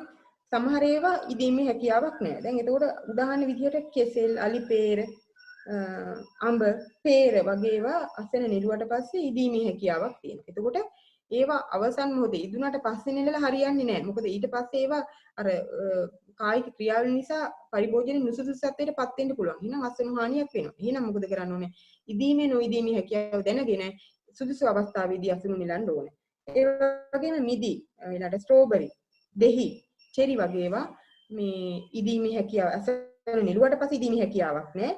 ඒ නිසා ඒ පිළිබඳව දැනුවත් වෙලා තමයි අපි අසුණු නෙලීමේදී ඒ භෝග වර්ගය අනුව අසුණු නෙලන්න ඕනේ. ඒ වගේම තමයි નિયમિત පරිණත අවස්ථාවේදී අසුණු නෙලීමෙනුත් අසුණු හානිය අවම කරගන්න පුළුවන්. මෙතනදී මේ පරිණත දර්ශකයේ පිළිබඳ අවබෝධයක් තියා ගැනීම වැදගත්. ඒ තමන් වගා කරන භෝග වර්ගයේ පරිණත දර්ශකය මොකක්ද කියලා හඳුනාගෙන ඒ අනුව අසන නෙලීම සිදු කරා නම් අසුණු හානිය අවම කරගන්න පුළුවන්. හරි? එතකොට මේ පරිණත දර්ශකය කිව්වම මේක දරුවනේ භෝග වර්ගය අනුව වෙනස් වෙනවා. එතකොට ඒ කියන්නේ මේ ප්‍රමාණය, ඒ භෝගයේ ප්‍රමාණය, ඒ වගේම පැහැය වෙනස් වීම, බාහිර පොත්තේ ස්වභාවය වගේ දේවල් මත මේක වෙනස් වෙන උදාහරණයක් විදිහට අපි කෙසෙල් ගත්තොත් මේ පරිණත දර්ශකයේ විදිහට අපි හඳුන්වන්නේ නැත්නම් අසුණු නෙලීමේ දර්ශකය කියන්නේ අර කෙසෙල් ගෙඩි වල මේ කෝණාකාර බව නැති වෙනවා. දැන් අපි දන්නවනේ අර උල් වගේ පිහිටනවනේ මෙන්න මේ කෝණාකාර බව නැති වෙලා ටිකක් රවුම් ගතියට එනවා. ඒ වගේමයි ගෙඩි සාමාන්‍ය කොළ පෑය තියෙන්න ඕනේ. ඒ වගේමයි අර කෙසෙල් ගෙඩි අග පුෂ්පේ වියලි පුෂ්පේ මේ අග්‍ර කොටස් තියෙනවනේ. මෙන්න මේවා පහසුවෙන් ඉවත් වෙන ස්වරූපයකටපත් වෙලා තියෙනුනේ අසුණු නිලන අවස්ථාවේදී කෙසෙල් වල නම්. මම කතා කරේ කෙසෙල් ගැන. හරි. ඊළඟ එක තමයි මේ අසුණු නිලනකොට තවත් වැදගත් දෙයක් තමයි මේ නිලන වේලාව තීරණය කරනවා. නිලීමේදී පලා වර්ග නම් එහෙම නැත්නම් leafy vegetables නම් අපි අසුණු නිලන්න ඕනේ උදේ කාලේ. ඒ කියන්නේ අර හිරු එළිය වැටෙන්න කලින් අවස්ථාවේ අසුණු නෙලීම තුලින් වියලීම අඩු වෙනවා. ඒ කියන්නේ මැලවීම අඩු වෙනවා. මේ පත්‍ර මැලවීම අඩු වෙලා කල් තබා ගැනීම හැකියාව වැඩි වෙනවා. ඒකෙන් අසුණු හානිය අවම කරගන්න පුළුවන්. අනික එක තමයි අර අපි ඉස්සෙල්ලා කතා කරා මේ කිරි සහිත පළ වර්ග, අඹ, පැපොල් වගේ ඒවා. මෙන්න මේ වගේ අසුණු නෙලනකොට උදේ 10ත් හවස 3ත් අතර අසුණු නෙලනවා නම් කල් තබා ගැනීම හැකියාව වැඩි. ඒ කියන්නේ පසු අසුණු හානිය අවම කරගන්න පුළුවන්. මොකද එහෙම වෙන්නේ හිරු එළියේ තියෙන වෙලාවට අසුණු නෙලීම තුලින් මේ කිරි සහිත භෝගවල කිරි ගතිය අඩුයි. ඒ නිසා කිරි මගින් සිද්ධ වෙන ඵලයට කිරි මගින් සිද්ධ වෙන හානිය වෙලා කල් තබා ගැනීම හැකියාව වැඩි වෙනවා. ඒ වගේම තවත් වැදගත් එකක් මේ උපකරණ භාවිතය.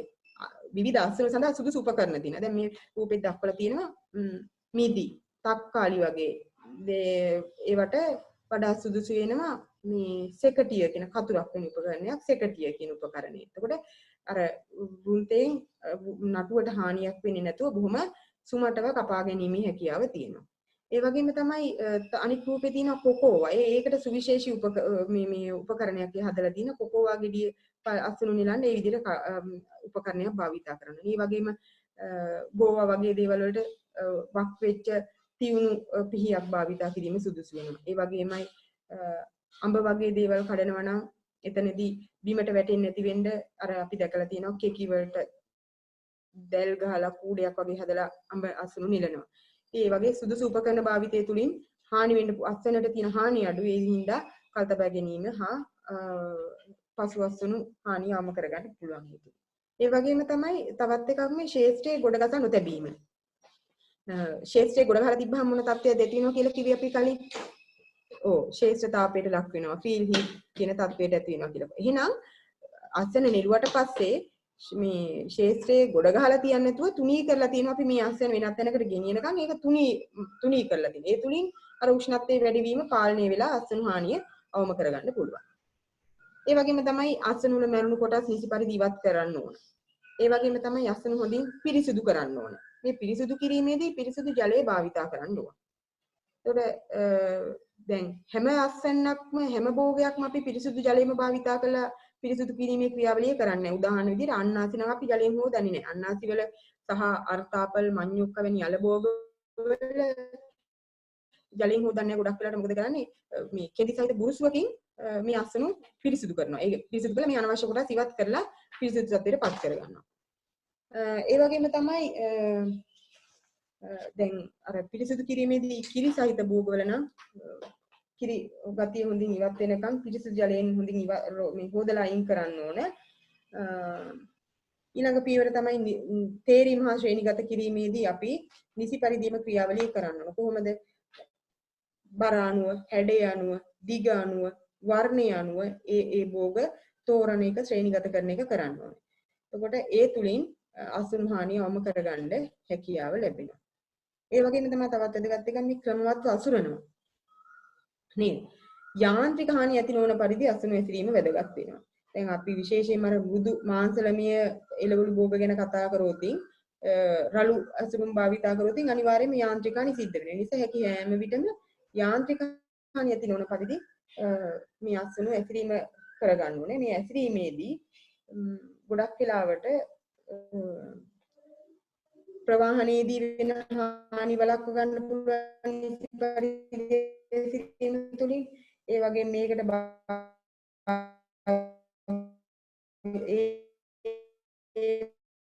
භෝග වර්ගයන් භාවිතා කරන ඇසිරින් ද්‍රව්‍ය වෙනස් වෙන්න පුළුවන්. ඇසිරින් ද්‍රව්‍යයේ භෝග ප්‍රභේදය අනුව සුදුසු ඇසිරින් ද්‍රව්‍යයක් භාවිතා කළ යුතු වෙනවා. ඊළඟට ගබඩා කිරීමේදී භෝගයේ අවශ්‍යතාවය මත මේ උෂ්ණත්වය ආර්ද්‍රතාවය වගේ දේවල් පාලනය කරන්න ඕන. හරි? උෂ්ණත්වය ආර්ද්‍රතාවය වාතනය වගේ දේවල් ගබඩා විදි පාලනය කළ යුතු තත්ත්වයන් වෙනවා. එතනදී දැන් සාමාන්‍යයෙන් අඹ වගේ එකකට නම් උෂ්ණත්වය සෙල්සියස් අංශක 12ක් වගේ තියෙනවා නම් ගබඩාවේ අපිට ආර්ද්‍රතාවය 80ක් 85ක් අතර වගේ තියෙනවා නම් කල් තබා ගන්න පුළුවන් කාලේ දින 18ක් වගේ වෙනවා. ඒ වගේ එක් භෝග වර්ගයන් වල මේක වෙනස් වෙනවා. ඉතින් ඒ භෝග ප්‍රභේදය අනුව භෝග වර්ගය අනුව මේ තත්ත්වයන් පාලනය කරන්න ඕනේ. ඒ වගේම තමයි ගබඩාවේදී තවත් පැලිකිලිමත් වෙන්න ඕන. ගබඩාව පිරිසිදු තත්ත්වයෙන් පවත්වා ගන්න ඕනේ. පිරිසිදු තත්ත්වයෙන් පැවතුන තරමට මේ පරිබෝධක හානි අඩු වෙනවා. ඒ කියන්නේ ගුල්ලන්, ඉපියන්, කෘමීන්, මීයන් වගේ සතුන් ගබඩාව තුළට ඇතුළු වීම සීමා පාලනය කරගන්න පුළුවන්. ඒ තුලින් හානිය වළක්වා ගන්න පුළුවන්. ඒ වගේමයි භෝගස්වන වෙන්වෙන්ව ගබඩා කරන්න ඕන. එක කොටේ ගබඩා කරන්න හොඳ නැහැ. වෙන්වෙන් ගබඩා කරන්න ඕන. ඒ වගේමයි රසායන ද්‍රව්‍ය වලින් දුරස්ත තබා ගැනීමත් වැදගත් වෙනවා මේ ආහාර ද්‍රව්‍ය ගබඩා කිරීමේදී පුළුවන් තරම් කල් තබා ගැනීම හැකියාව වැඩි කරගන්න නම්. ඊළඟ පියවර තමයි මේ ප්‍රවාහනය කියන එක. ප්‍රවාහනයේදී කොහොමද අපිට මේ පසුවස්තු හානි අවම කරගන්න පුළුවන් වෙන්නේ? ප්‍රවාහනයේදී මේ ආගන්තුක ද්‍රව්‍ය හෝ වෙනත් ආහාර ද්‍රව්‍ය සමග ප්‍රවාහනය කරන්නේ නැතුව ඉන්න ඕනේ. ඒ කියන්නේ දැන් අපි නිෂ්පාදනය කරපු භෝගය හෝ භෝග කීපය වෙනත් දේවල් සමග එකට පටවගෙන ප්‍රවාහනය කරන්නේ නැහැ. හරි? ඒ වගේම වෙනත් ආහාර ද්‍රව්‍ය සමග ප්‍රවාහනය කරන්නේ නැහැ. එහෙනම් එතනදී මේ தত্ত্ব අනුගමනය කරොත් අපිට පසුවසුණු හානිය අවම කරගන්න පුළුවන්. ඒ වගේමයි තමයි ඒ වාහනයේ උචිත පරිදි ප්‍රමාණවත් පරිදි විතරක් මේ රැගෙන යන්න ඕනේ. එහෙම නැති වුණොත් අර වාතනයේ දුර්වල එතන හානියක් වෙන නිසා සුදුසු පරිදි සුදුසු ප්‍රමාණයට පමණක් පැටවීම තුළින් අපිට සුදුසු වාතනයක් පවත්වාගෙන තියෙනවා. ඒ වගේම තමයි තවත් තත්ත්වයක් මේ වාහනයේ තත්ත්වය. දැන් ගොඩක් වෙලාවට මේ ලොරි වගේ දේවල් බලන්න එහෙම නැත්නම් අපි සමහරවිට ශීත කරපු මේ වාහන පාවිච්චි කරනවා. එතකොට ඒ වගේ වෙයිදී මේ ශීතනයේ ප්‍රමාණවත් පරිදි තියා ගන්න ඕන. ඒ වගේමයි මේ බිත්ති ඇතුළත බිත්ති පිරිසිදුව තියෙන්න ඕනේ, තෙතමනී රහිතව තියෙන්න ඕන. ඒ තත්ත්වයන් ගැන සැලකිලිමත් වුණොත් සැලකිලිමත් වීම තුළින් සහි තත්ත්වය ලබා දුන්නින් අපිට පසුවස්තුණු හානිය අවම කරගන්න පුළුවන්. අවසාන පියවර තමයි අපිට මේ පසුවස්තුණු හානිය අවම කරගන්න පුළුවන් අලවිය කියන පියවරේදී. කොහොමද අපි අලෙවි කරන්නේ? එළවලු හා පළතුරු නම් අනිවාර්යයෙන්ම අඩු උෂ්ණත්වයක ගබඩා කරලා තියන්න ඕනේ. ඒ තුලින් අපිට කල් තබා ගැනීම හැකියාව වැඩි වෙනවා. ඒ වගේමයි මේවා එකට ගොඩ ගසා නොතැබීම. එළවලු පළතුරු එකට ගොඩ ගන්නවා, පළතුරු වර්ග එකට ගොඩ ගහලා තියෙන විවිධ පළතුරු වර්ග එම නෙමෙයි. විවිධ පළතුරු වර්ග බොහොම ක්‍රමානුකූලව වෙළඳපළ තුල, වෙළඳසැල තුල, අලෙවි සැල තුල මේවා ගොඩ ගහලා තියෙනවා නම් අපිට කල් තබා ගැනීම හැකියාව වැඩි වෙනවා. ඒ වගේමයි බාහිර සාධක අයහපත් බාහිර සාධක වලට විවෘත නොවන පරිදි මේවා තියා ගන්න ඕන. උදාහරණ විදිහට හිරු එළිය, දූවිලි, දුම්, සුළඟ ආදීන් ගැටීමෙන් වළක්වලා තිබ්බොත් අපිට මේවා කල් තබා ගැනීම හැකියාව වැඩි වෙනවා.